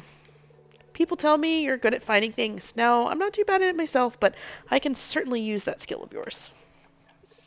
If you find anything interesting, why don't you bring it over? Not anything, anything. Oh, look at, like, his face. Look at his face. I hope the fishing tips do help, but I get that it might not be your thing, even if, like, it helps. There's always parts of games that are just, like, not always for you. Like, I'm not the big romance person, but hopefully that helps you fish and complete your turn-ins a little bit easier. We have a list of items we want to display, things like historical artifacts, fossils, critters, sea creatures, and so on. Just drop by whenever and we'll see if anything in your bag can be displayed in the museum. So, what do you say? Want to help me fill the museum with the treasures of the island? See, and based on this conversation, this is why I was going to romance him, but then almost all of the next big cutscenes were about how big of a doofus he was with showing up to stuff on time and being completely oblivious. And that just drove me nuts. And then he was also hardly ever at the museum for me to be able to, like, give him stuff. Like, to try and romance him. So I'm like, you are both inconvenient and annoying. Even though, like, anthropologist wise, like I'm like, ooh, museum, we can work together. Maybe this is a cool NPC for me. No, it is not a cool NPC for me. It was not.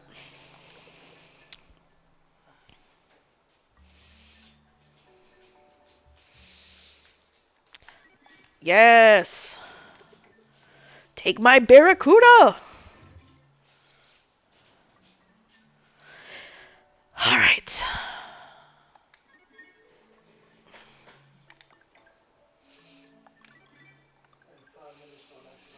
Okay, I have 6 more people to meet.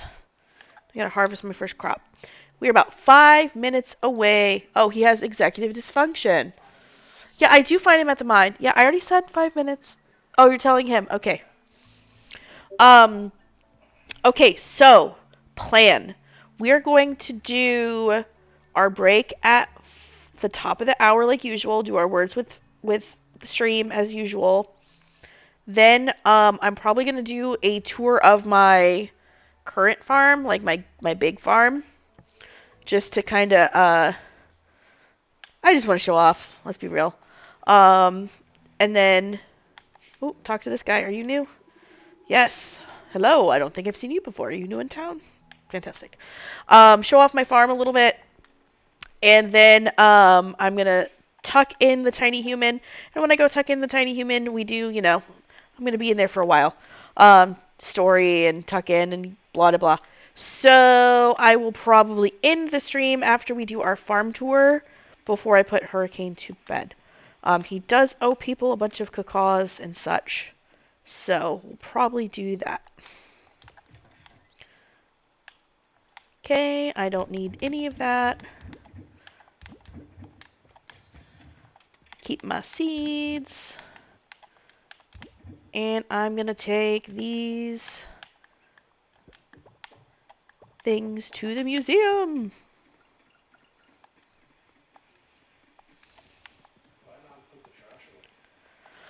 Because you get so much trash all the time, I'd rather it keep stacking into the same stack. Plus, a trash stack can stack up to 999. Yeah, there's always trash. That's literally the main story of this whole island is you are cleaning the trash. So I like also how you don't have to like hunt and pick in your bags. It always shows you the stuff you can't turn in, gray. Shows you what you can turn in, like this. Oh, and let's look at our bag to show you the thing I meant. See here, it shows you in a light gray, hey, it has not been donated yet. All of these things would only be donated. None of these would go to the shrines. Donate.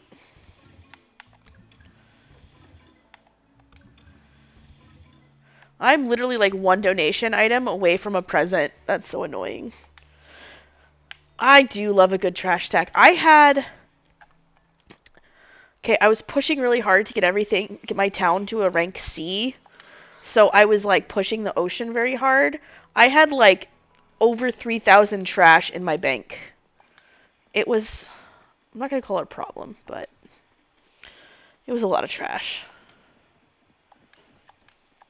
But for those of you who are perhaps haven't played yet, trash is actually something that you want to keep. You don't actually want to get rid of it. Part of the kind of the theme here is recycling, restoring, not throwing stuff away. So a lot of the crafting items in the early game have kind of like this like DIY recycled look to the art, and you straight up put trash in it. Later on, you'll get recycling machines that will allow you to turn the straight up garbage trash into scrap. And there's a ton of things that allow you to, make stuff out of scrap. It kind of looks like terrazzo floors, kind of like that cream color with colored speckles. And then there's another machine that you can put the scrap into to turn it into glass. And you need glass for a lot of stuff. So there's a lot of layers to how you can use the trash. So it's not just like become a hoarder. It's like manage it as a resource to make something new. Okay. We are about to come up on break time. I'm going to go ahead and save this day And even though we're pretty early in the day and I have a lot of energy, I'm going to save this day so we can hop into the other save after break. Mommy,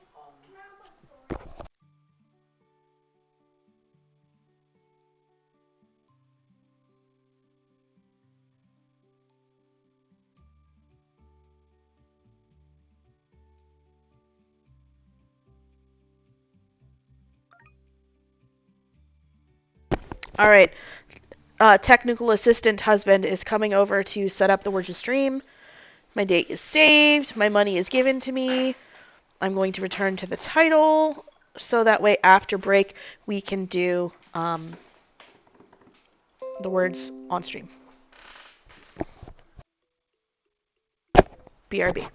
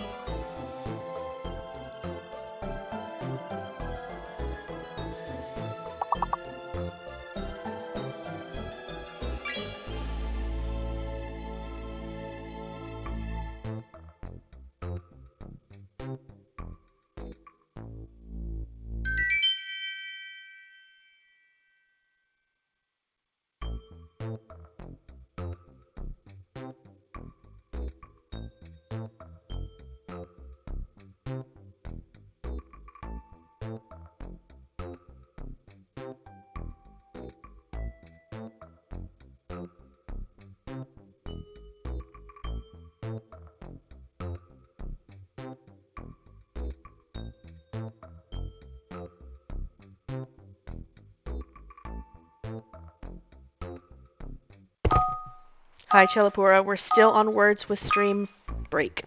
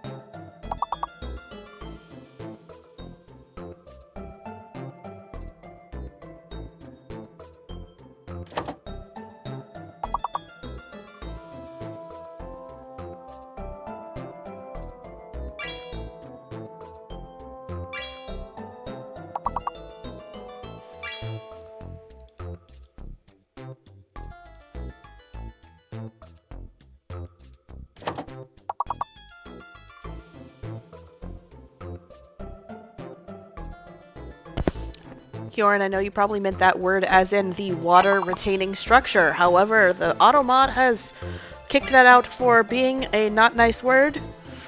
Sorry.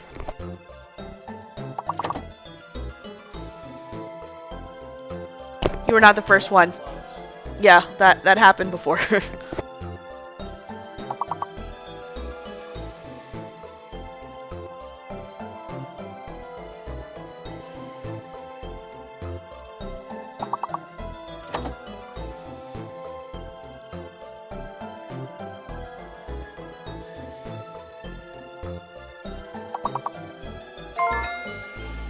I had to!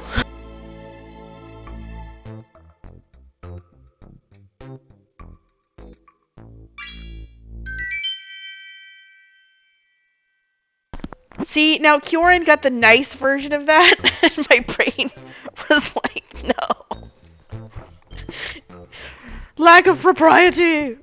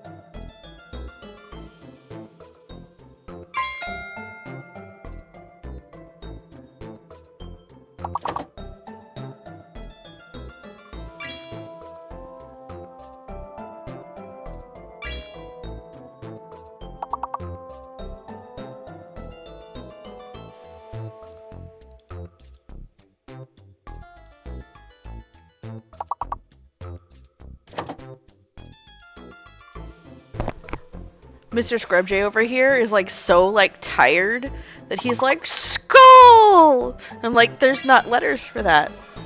He is so sleepy. It was such a cluster of events. Like, Hurricane woke up in the middle of the night with a bad dream, and then there was, apparently I coughed loud enough that I jump scared him. And then we live like half a mile away from a train track, and normally during the day you cannot hear that train track. Apparently it's so silent in the night that you can hear the train as it's going around the bend with the train horn, like perfectly in our bedroom in the middle of the night.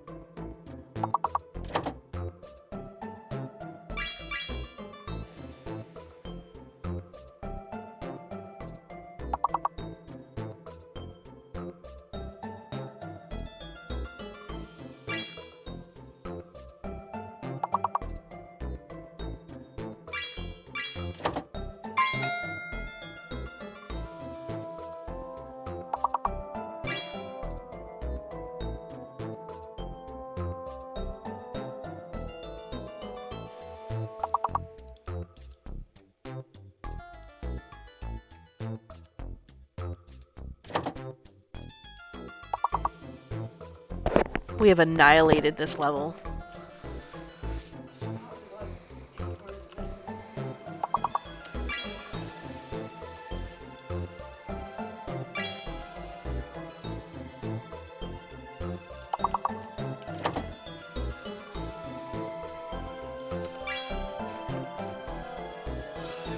Ha! Supreme! Beat you.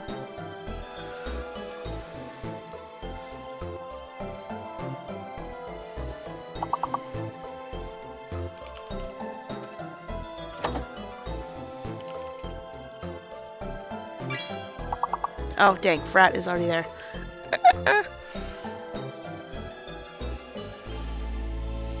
Orca! Good one.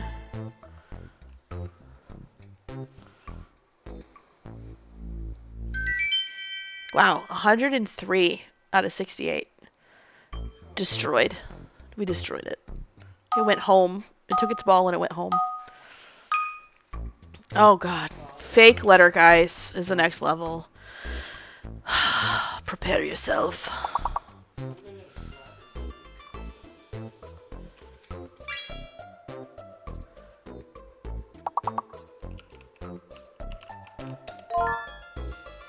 I think it might be the F. No. Yeah, okay, my natural went in. So I think it's the F.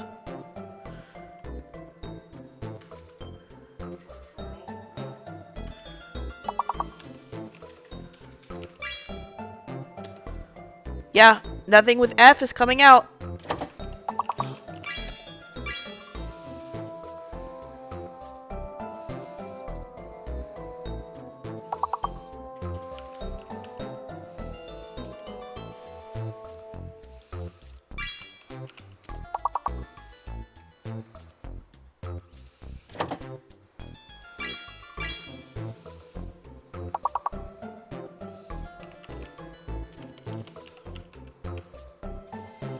All the words I want to write have an F in it.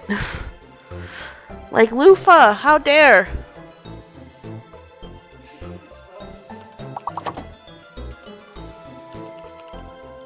Dang it, F's! All the F's. I'm getting fatigued.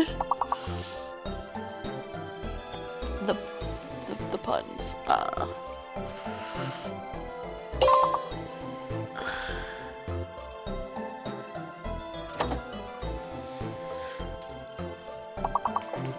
I give up. My brain don't work no more.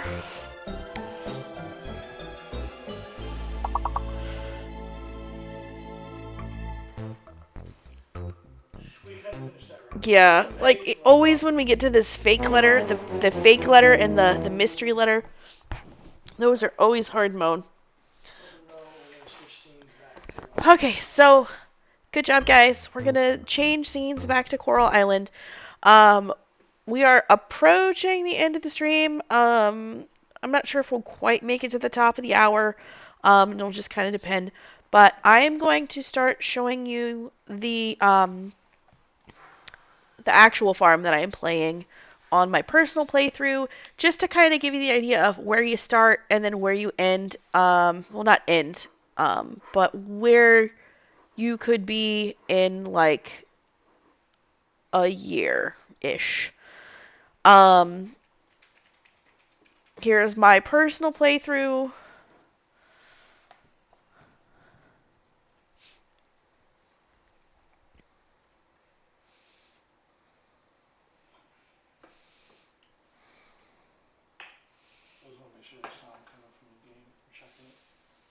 So, okay, I just unlocked the greenhouse right before this day. So, I went to the Halloween festival and I went a little wild buying stuff. I didn't have enough gold on me at the time because I didn't realize how much stuff I would want. I didn't have enough gold to deck out everything in full spooky, but I did. Hey! Thank you, Ronnie J. the Scrubjay, for gifting a gift sub to Cellapura. Congratulations, Cellapura, for joining the nest with a subscription. I'm supporting a different type of stream. Oh, thanks for supporting me by giving your money to you. But ideally, it's so everybody can. Enjoy ad-free Yep. viewing on this very nice, cozy bonus night. Yep. So the stuff that came from Halloween specifically are this floor pattern, this wallpaper with the wainscoting. If you get really close, you can see it's kind of textured purple. The little spooky ghost coming out of my wall, the pumpkin lamp, the coffin sofa, of course, the stacked pumpkins, this wallpaper, this floor, and I got another ghost because I like That ghosts. wallpaper is sick. Yeah. Coffin couch. Yeah, so That- these came from the Halloween type spooky holiday. This is a upgraded house, so this house has been upgraded one level. So I now like what was originally your house becomes just the bedroom. You have a living room, and then you have a whole kitchen. So as you can see here, I've got a bunch of crap all over my countertops. That fills out um, as you get all of the different tools. So what I actually really like about cooking here is if you know, aka if you look up what items are in recipes, or if you just test it out on your own, you can manually go in here and you can manually take stuff out of your hoard, I mean out of your universal inventory, and put it in a pan and attempt to cook it. And if you get it right and you make the item, it unlocks the recipe for you. So you can either go cheater mode and look it up like I do, or you can play around and experiment to see what recipes you will get. So the frying pan, the blender, like you would have to manually select all these to manually cook. But once you have the recipe done, you have the whole recipe book, you know exactly what it is, what's in it, stuff like that. So like if I want to make onigiri, I know that I can put in one rice and cook it. Um, Remember how I said before the star value doesn't matter on the outcome? So like I could put in a bronze quality rice, cook it, play the cooking mini game, and get my stuff, but it doesn't make me bronze quality onigiri. There's no bronze quality foods. But as you can see, each thing has like a buff, a healing amount, and an energy regen amount. So like my go-to thing to make just for bulk is bug jerky because it just takes a bug. And you don't really use bugs for crafting anything else. And eventually you're going to make stuff that gives you way more money than selling bugs. So I eat bugs, guys, in the game only. I don't know about that. Go to bed, you're drunk, husband. I'll give you one of those grasshopper lollipops. Don't you dare give me a grasshopper lollipop. I don't want it. Full of nutrients. Okay, so don't pay attention to this section here. I was trying to do this whole hokey thing where okay, in this game there's the plants that you plant as seeds, and then there's like fruit plants, which are a plant that'll last for like 2 seasons but eventually die, but they have to be watered and they take up like a 4x4 square, like a dragon fruit plant, for example, but it's not technically a tree. So I was trying this whole scheme of putting them together in ways so I could water them with sprinklers, and this is going to be gotten rid of. But this is my grow rig down here, my main area. Right now I'm growing tea and the snowdrop flowers. Over here is where I normally would grow most of my flowers because I'm feeding into my beehives over here. Here are my mushroom logs.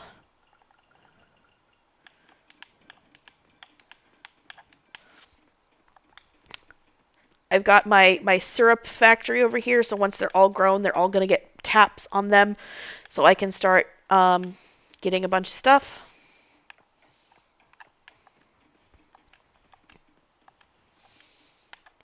My mill.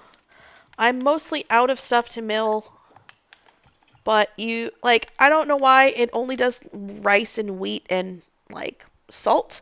It doesn't take barley. My kegs for processing juices and teas. My fermenters, which make jams, pickles, and butter. My cheese press. And remember the hack about putting sugar cane into the cheese press? You can get syrup out of there, but also if you have soybeans, you can get tofu out of there. And my mayonnaise machine. So I'm going to go throw all these in to sell.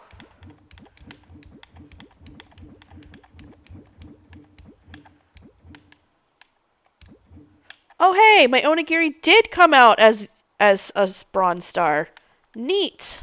That might make a difference for the sell price, but it doesn't really do anything to the buffs.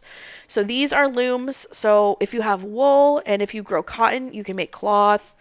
My dehydrators, making dried seafood bits from going into the ocean.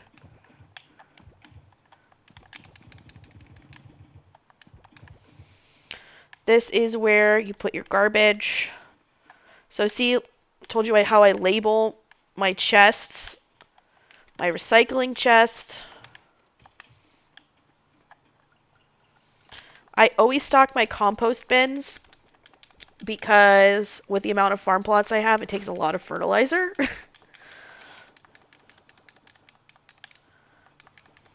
And you can never go wrong with scrap.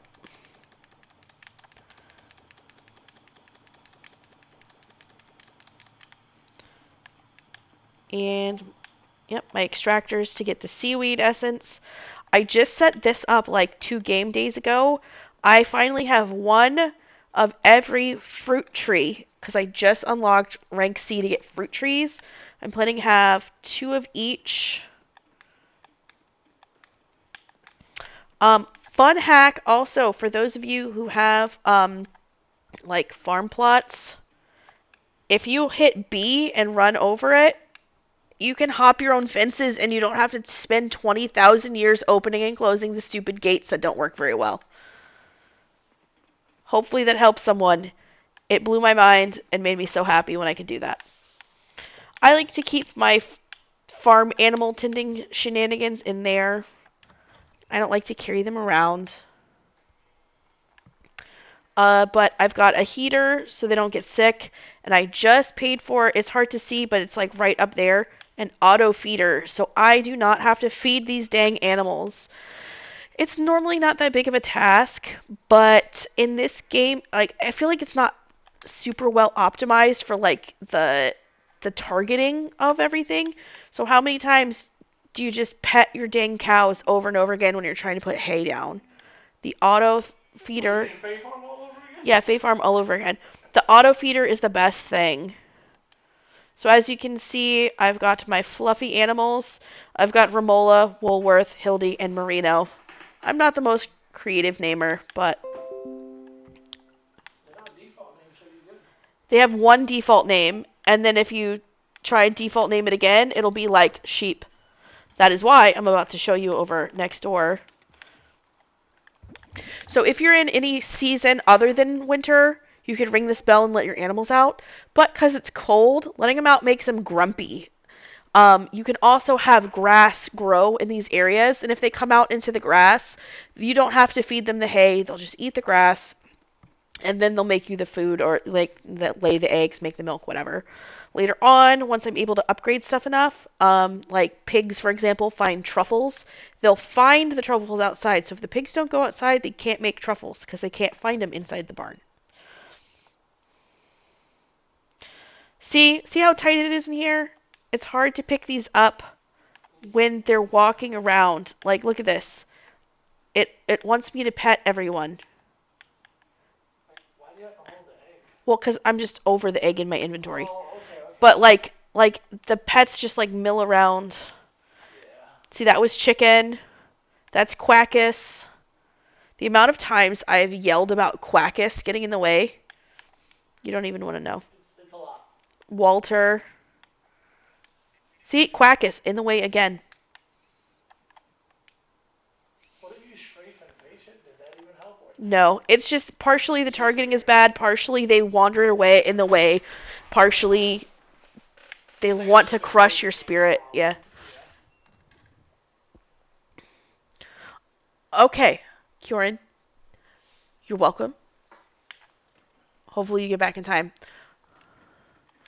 So, I've gathered my materials.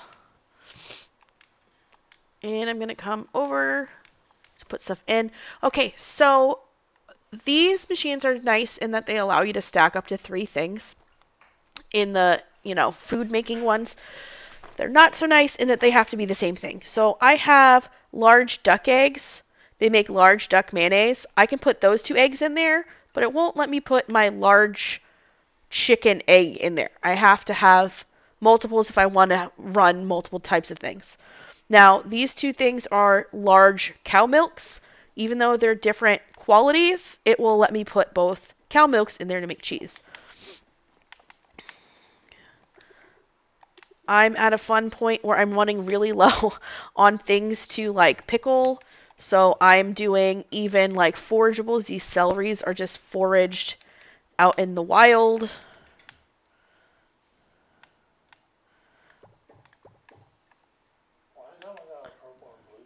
The purple and blue is osmium grade. That's the best quality you can make. Okay.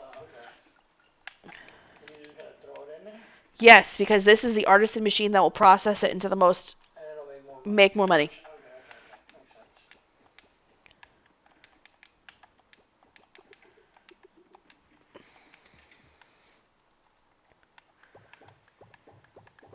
Oh, well, I guess everyone's already here, but if anyone does miss something, I'll be putting the VOD up tomorrow. Okay, Mr. Scrubjay says that if anybody misses anything, he's going to put the VOD up tomorrow. Okay, so certain things it doesn't want you to make juice of. Like apparently these tea berries do not make juice, but I can make, I think, is this one down here? Yeah, I can put tea berry jam in.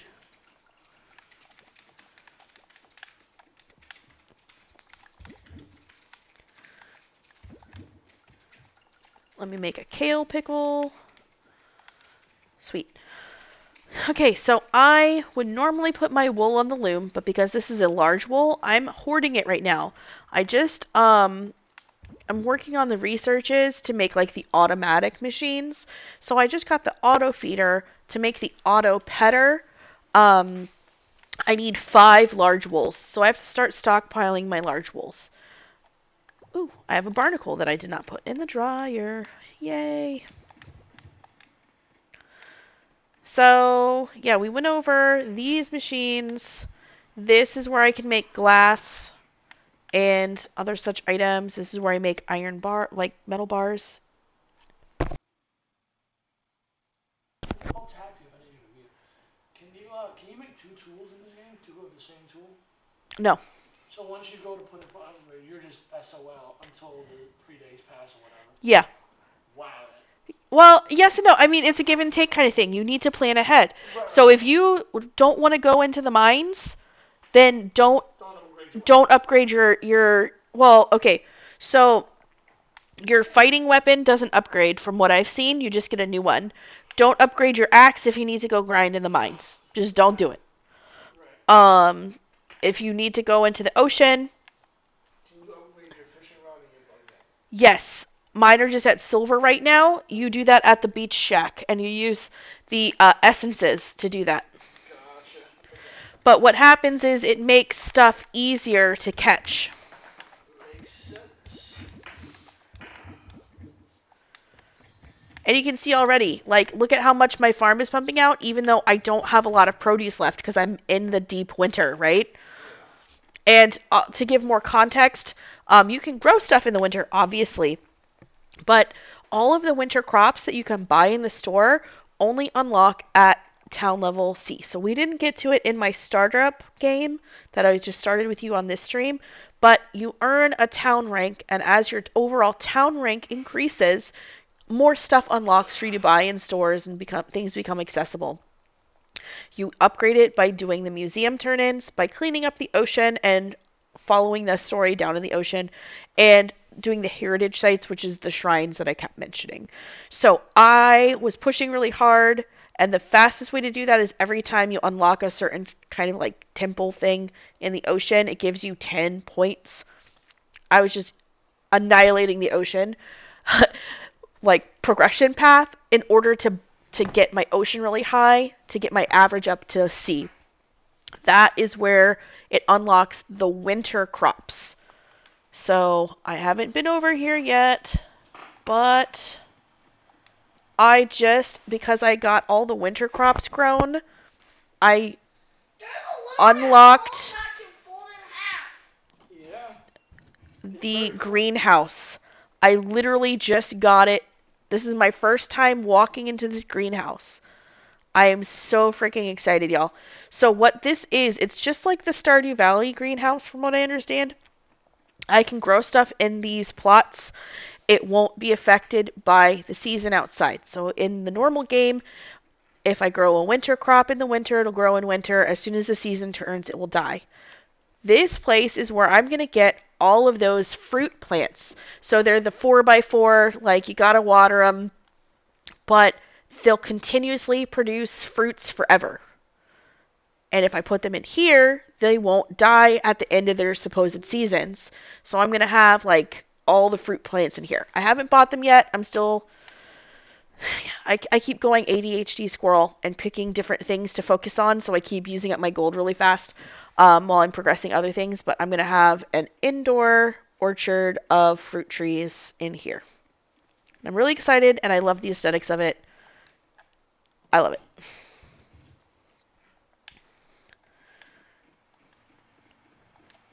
Okay, just to give everybody an idea of kind of what fast travel is like, I'm going to go dip into the mines real quick just to give you the vibe of what the mines is like. And then I'm going to go into the diving pier. Also, as you unlock fast travel, you unlock fast travel into the ocean. So you don't always have to use the diving pier.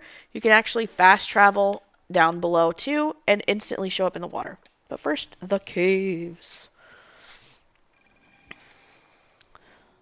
So I like to set up my bar, I mentioned before, in a certain way. So I keep my pickaxe and my weapon next to each other because that's what you use the most, and it's the most convenient to switch like this between. So that's what I'm going to use. Unlike Stardew, where you just have one mine shaft that progresses downwards and gets more difficult, and then you get different metals the farther down you go, this one has 4 mine shafts that represent earth, water, air, and fire. And each shaft has a different material in it and different kind of like elemental things that can drop. So this one is the earth. That one opens first, and you complete a little story element, which I will not spoil for you. Then you unlock water. So there's the bronze ore in the earth. There's the silver ore in the water. Gold ore in the air. And osmium ore in the fire. So I'm just going to dip down into the earth shaft. When you go down, as you reach different breakpoints, you unlock a elevator. It's every 5 levels until you hit level 30, and then it's a 10 level gap on the last 10. So if you're trying to complete it, because there's a storyline portion on reaching the final floor of each one of these things, make sure that you are prepared for this last gap because it's pretty easy to go 5 levels. It's not so easy to do the 10 in a day. Make sure you pack your food for energy and whatnot. So I'm just going to start at the top. I don't want to do too many spoilers, but I want to give kind of the vibe of the place. So as you go in, there's different, things around, right? Just like Stardew, you have to unveil a hole in the floor. So B is dash, and you can dash through a lot of these things, and sometimes they'll have stuff inside. Perfect, compost. A lot of times they got nothing, but they'll often have compost or wood or things like that. So I pretty much always try and break the containers, and then I always go for the ore nodes first.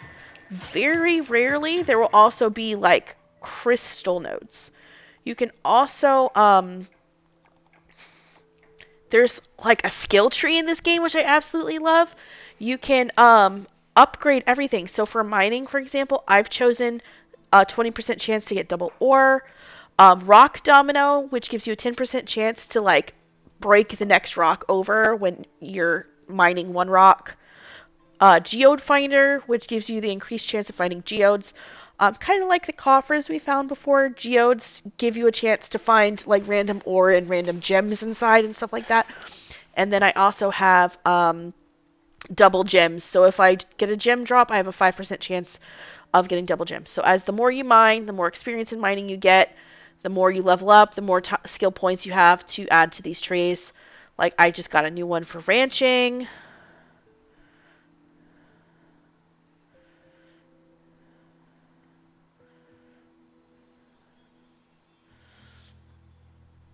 I think I'm going to say fast friends. It takes less time to befriend your animals. Cool. Okay. So as you go down, see, so you're going to have an absolute heck ton of stone just from progressing the story and doing this. So this is the hole. You press A to jump down into it. I'm going to see if I can find one. But there's something else that you should really look out for when you're in the mines. Okay, well, here's monsters. That's not what I meant, but let's deal with the monsters. So I like to switch to my weapon, and I tend to try and clear the floor of monsters beforehand. So the combat in this game is not particularly great if you are a combat hack and slash type of fan. It's a little clunky for your hits. You can dodge, but it's not super accurate.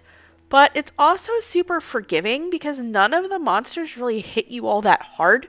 You have a lot of health, you have a lot of life. It's really easy to regenerate health with foods that you can bring in here.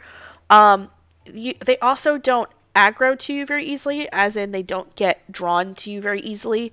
And also, if you hate combat, I think it's in here somewhere. Combat mode. Hit to aggro. You can change the way the game causes the monsters to get your attention. You can make it so even if you walk right next to them, even if you mine something right next to them, they're not going to come after you if you don't like combat. You can change it to hit to aggro and they'll leave you alone unless you hit them first and then they'll do combat with you. Now, I like to leave it on default. I'm a hack and slash type of fan. I like there to be a little more challenge and danger in the mines when I go in there. So I never put it on that, but for those of you who prefer your cozy games to stay cozy, that is a customization that you can do to make it how you want. Now, there will be times where you're going to need to fight monsters because for the shrine turn-ins, there's certain amounts of like monster parts that you have to turn in for one of the trees, like one of the item turn-in packages, right? So you'll have to do that. But you can make it less hard on yourself for the rest of your time. So the other thing, I'm trying to see if I can find one real quick. I don't see one yet. But there's also, in addition to there being the rocks on the ground, there's also veins of minerals. It'll show up like a little splotch on the ground in the color of the mineral. So because we're in the mine that has bronze, there will be like a little copper or bronze looking splotch on the ground. And if you mine it, it'll make like a little crack. If you keep mining where the crack goes, eventually it'll put forth a lot of ore, whatever ore it is. So I'm not going to keep going too far in the mines. I do want to check out the ocean before we end.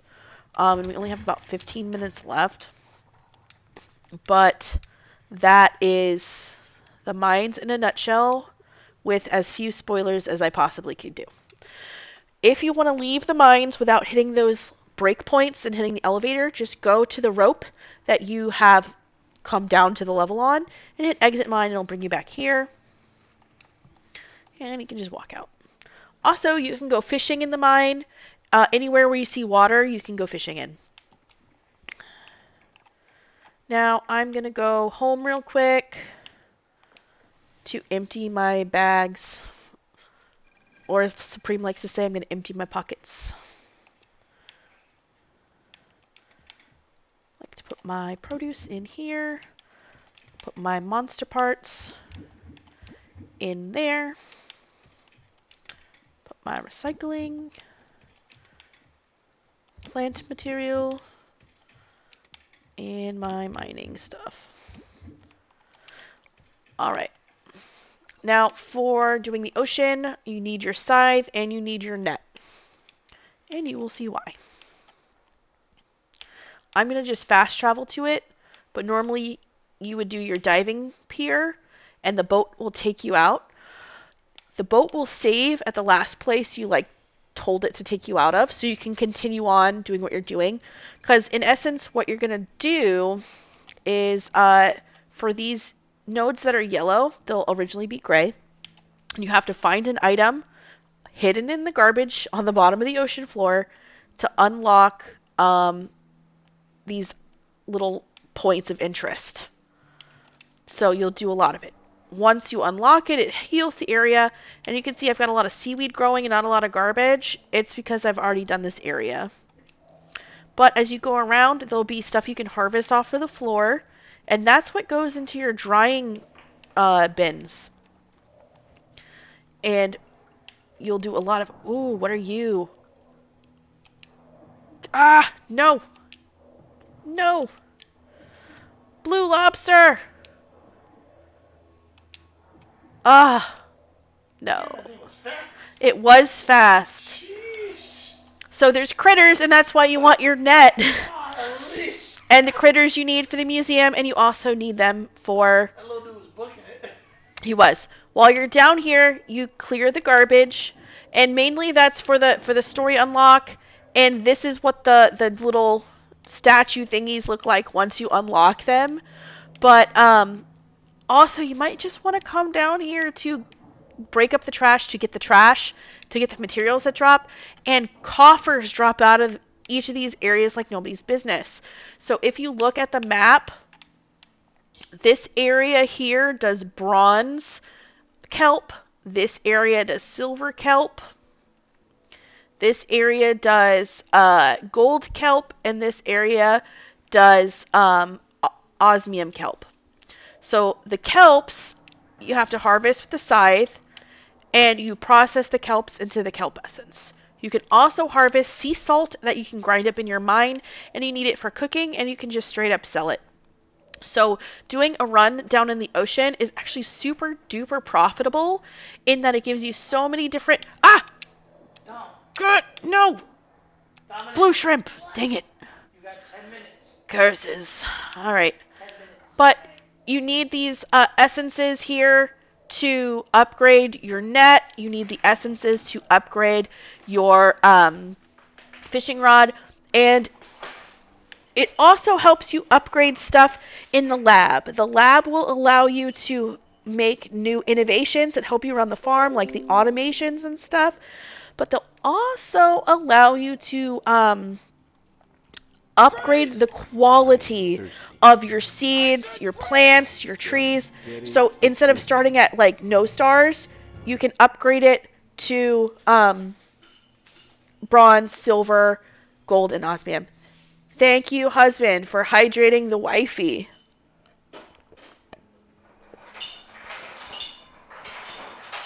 So, all in all, you will spend a buttload of time down in the ocean. Now, eventually, there will be a time where everything is healed in the ocean, and there's no more trash for you to farm. And remember what I said about the trash dropped the coffers. The coffers have artifacts inside. You can use the artifacts to power up your tools through enchantments, right? If you ever need to do that, these spots here that have the teleport in it, these are caves that you can unlock through story that I will not tell you how. He brought me actual water. I underestimated the dry mouth, husband. And see, look, immediate coffer drop. So this is like an infinite grinding area where you can infinitely scrape up garbage, get materials. Yeah. And once you scrape up enough, it opens a door, and you can keep going pretty much forever. So there's none of those statues that follow the golden trail? Yep, there's none of the statues to unlock in here. This is purely so you can break the garbage up, get the materials, get the coffers, and eventually if you keep going, they'll have seaweed.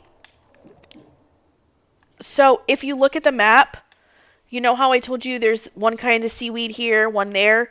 Well, there's one cave per each zone, and each cave will produce for you the materials that were found in that area. So that means if you're going for kelp, each cave will have that color of kelp. Each area also has a related type of chest that's found down there, and that type of chest has different types of artifacts. And the deeper you go into the ocean, oh, I'm in the osmium level, it has better artifacts. So whether you want to sell the artifacts, use them for enchantments, those artifacts are stronger and better. Why does Merfolk Kingdom not have a number out of number? I'm not going to tell you why because it's none of your business. Alright, spoilers, got it. Okay. But the caves are a great way to kind of like protect this from becoming null and void, in my opinion, because while it may be boring to come down there, at least you'll have access to constantly get those resources that you need. um, Even if you do like me and you absolutely plow through the story of the underwater for your own personal reasons. So I really find it nice that I'm able to you know, bounce between, hey, I want to progress the mines. Hey, I want to progress the underwater ocean thing. Hey, I want to really work on my crafting, my cooking, my farm, stuff like that. Um, yeah. Is there anything that anybody wants me to show them as we are in our last few minutes?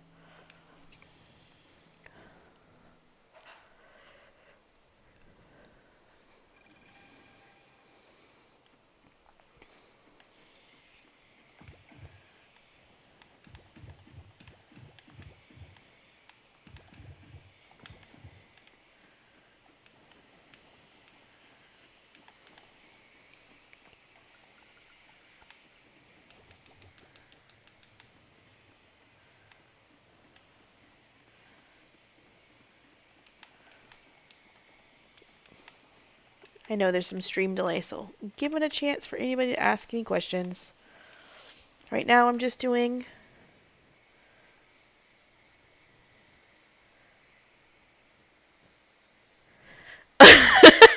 Keyboard. Way to call me out. I do show the tips and tricks to min-max just because, like, I like it a little bit. Like, I'm not super serious about it. Like, there's definitely been times where I sold stuff that I'm telling you should save. But, like, do with the knowledge what you will. Forget it completely if that's what makes you happy.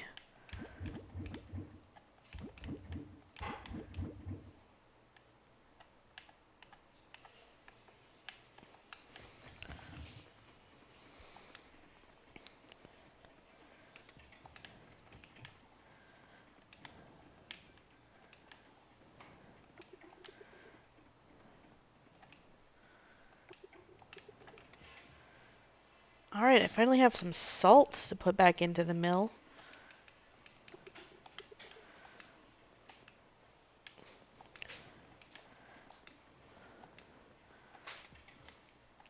I asked them, and I'll ask you as well, is there anything else that you would like to be shown in the last few minutes before we end?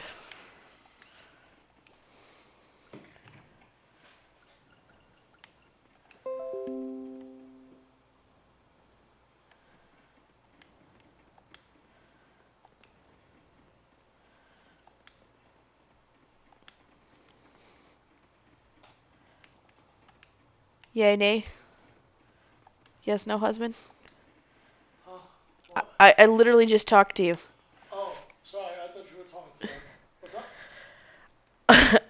I just asked them because we're just a few minutes away from ending if there was anything else that they wanted to be shown other than what I showed them.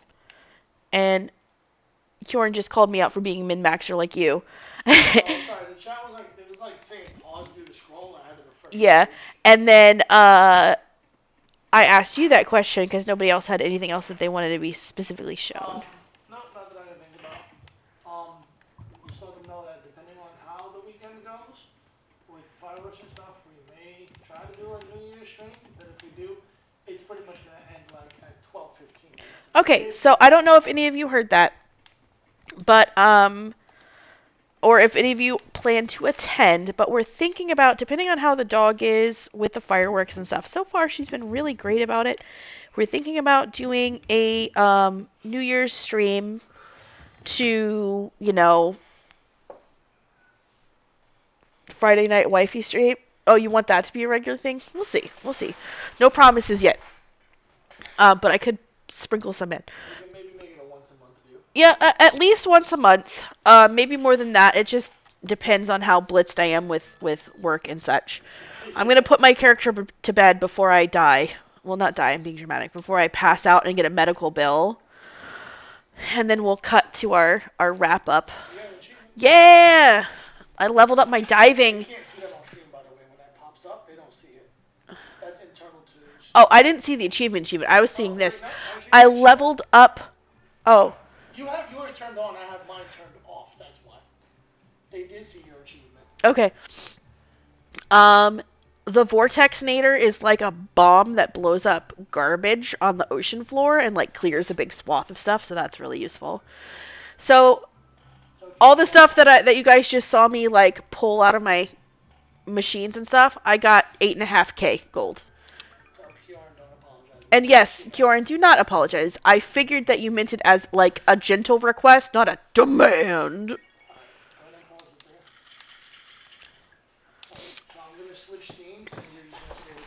Okay, he's switching to the closing scene, everybody. I cannot believe that I've made it. Give me a second, because I don't know if the headset's on the ending screen. Oh, he's got to make sure that the headset is on the ending scene. Pause. You're good. Hold on. Let me mute the TV and start the music to play you out.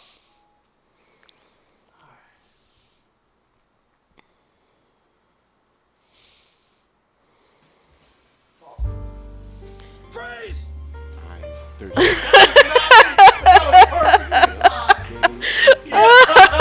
Good timing, Bjorn. That was great timing. That was perfectly timed. I'm hydrating. That was perfectly timed. Dang, I even earned my first clip. Fantastic. Well, Kioran earned the clip. So, thanks for joining, guys. This was totally, your guys' request. Kioran. And those of you who voted in the Discord, thanks for participating in the community. We definitely want to do more events like this where you guys get to choose. I'm even willing to do streams sometimes, even though he's Mr. Streamy Pants over there. I do love the community, hanging out with everybody, showing off my nerd knowledge about stuff. Definitely a fun time. So what he was saying might be a New Year's stream. If it does happen, it'll be low-key, hangout, chill. Don't know the topic yet, but it would be, your traditional stay up till midnight for the new year, midnight Eastern time, and we'd probably go crash like little babies at like 12:15. It wouldn't be anything too crazy, just hang out, vibe, spend the time with each other instead of, cursing the neighbors aloud for their pets scaring fireworks and such. I think Kioran would come hang out. Fantastic. Anybody else is welcome to hang out. I know that you're in a different time zone, Kieran, so you wouldn't even be up all that late. But yeah. I had another idea that I haven't even asked Mr. Scrubjay about that I'm going to throw out to you guys. So, call to action. Tell us in the Discord if you would be interested in watching us stream VR games. We have a VR headset. We just recently broke it out to try out a new game to us called Demio, which is like a tabletop style game in VR that you can it's hard to explain. It's really fun and awesome. But we've started doing more VR lately. So, if anybody is at all interested in watching us VR, potentially with a body cam on him as he does stuff like Beat Saber and derps all around, so you can see both the VR view and the body cam. If anybody's interested in that, throw it in the Discord if you would like to do it. I'm going to pass the headset back to Mr. Scrubjay so he can say goodnight. No, this is your stream. You just say goodnight. Oh, okay. He's telling me no, it's my stream. Okay. This is the part that'll play you out, but before you do, I believe the hurricane owes some cacaws to some folks.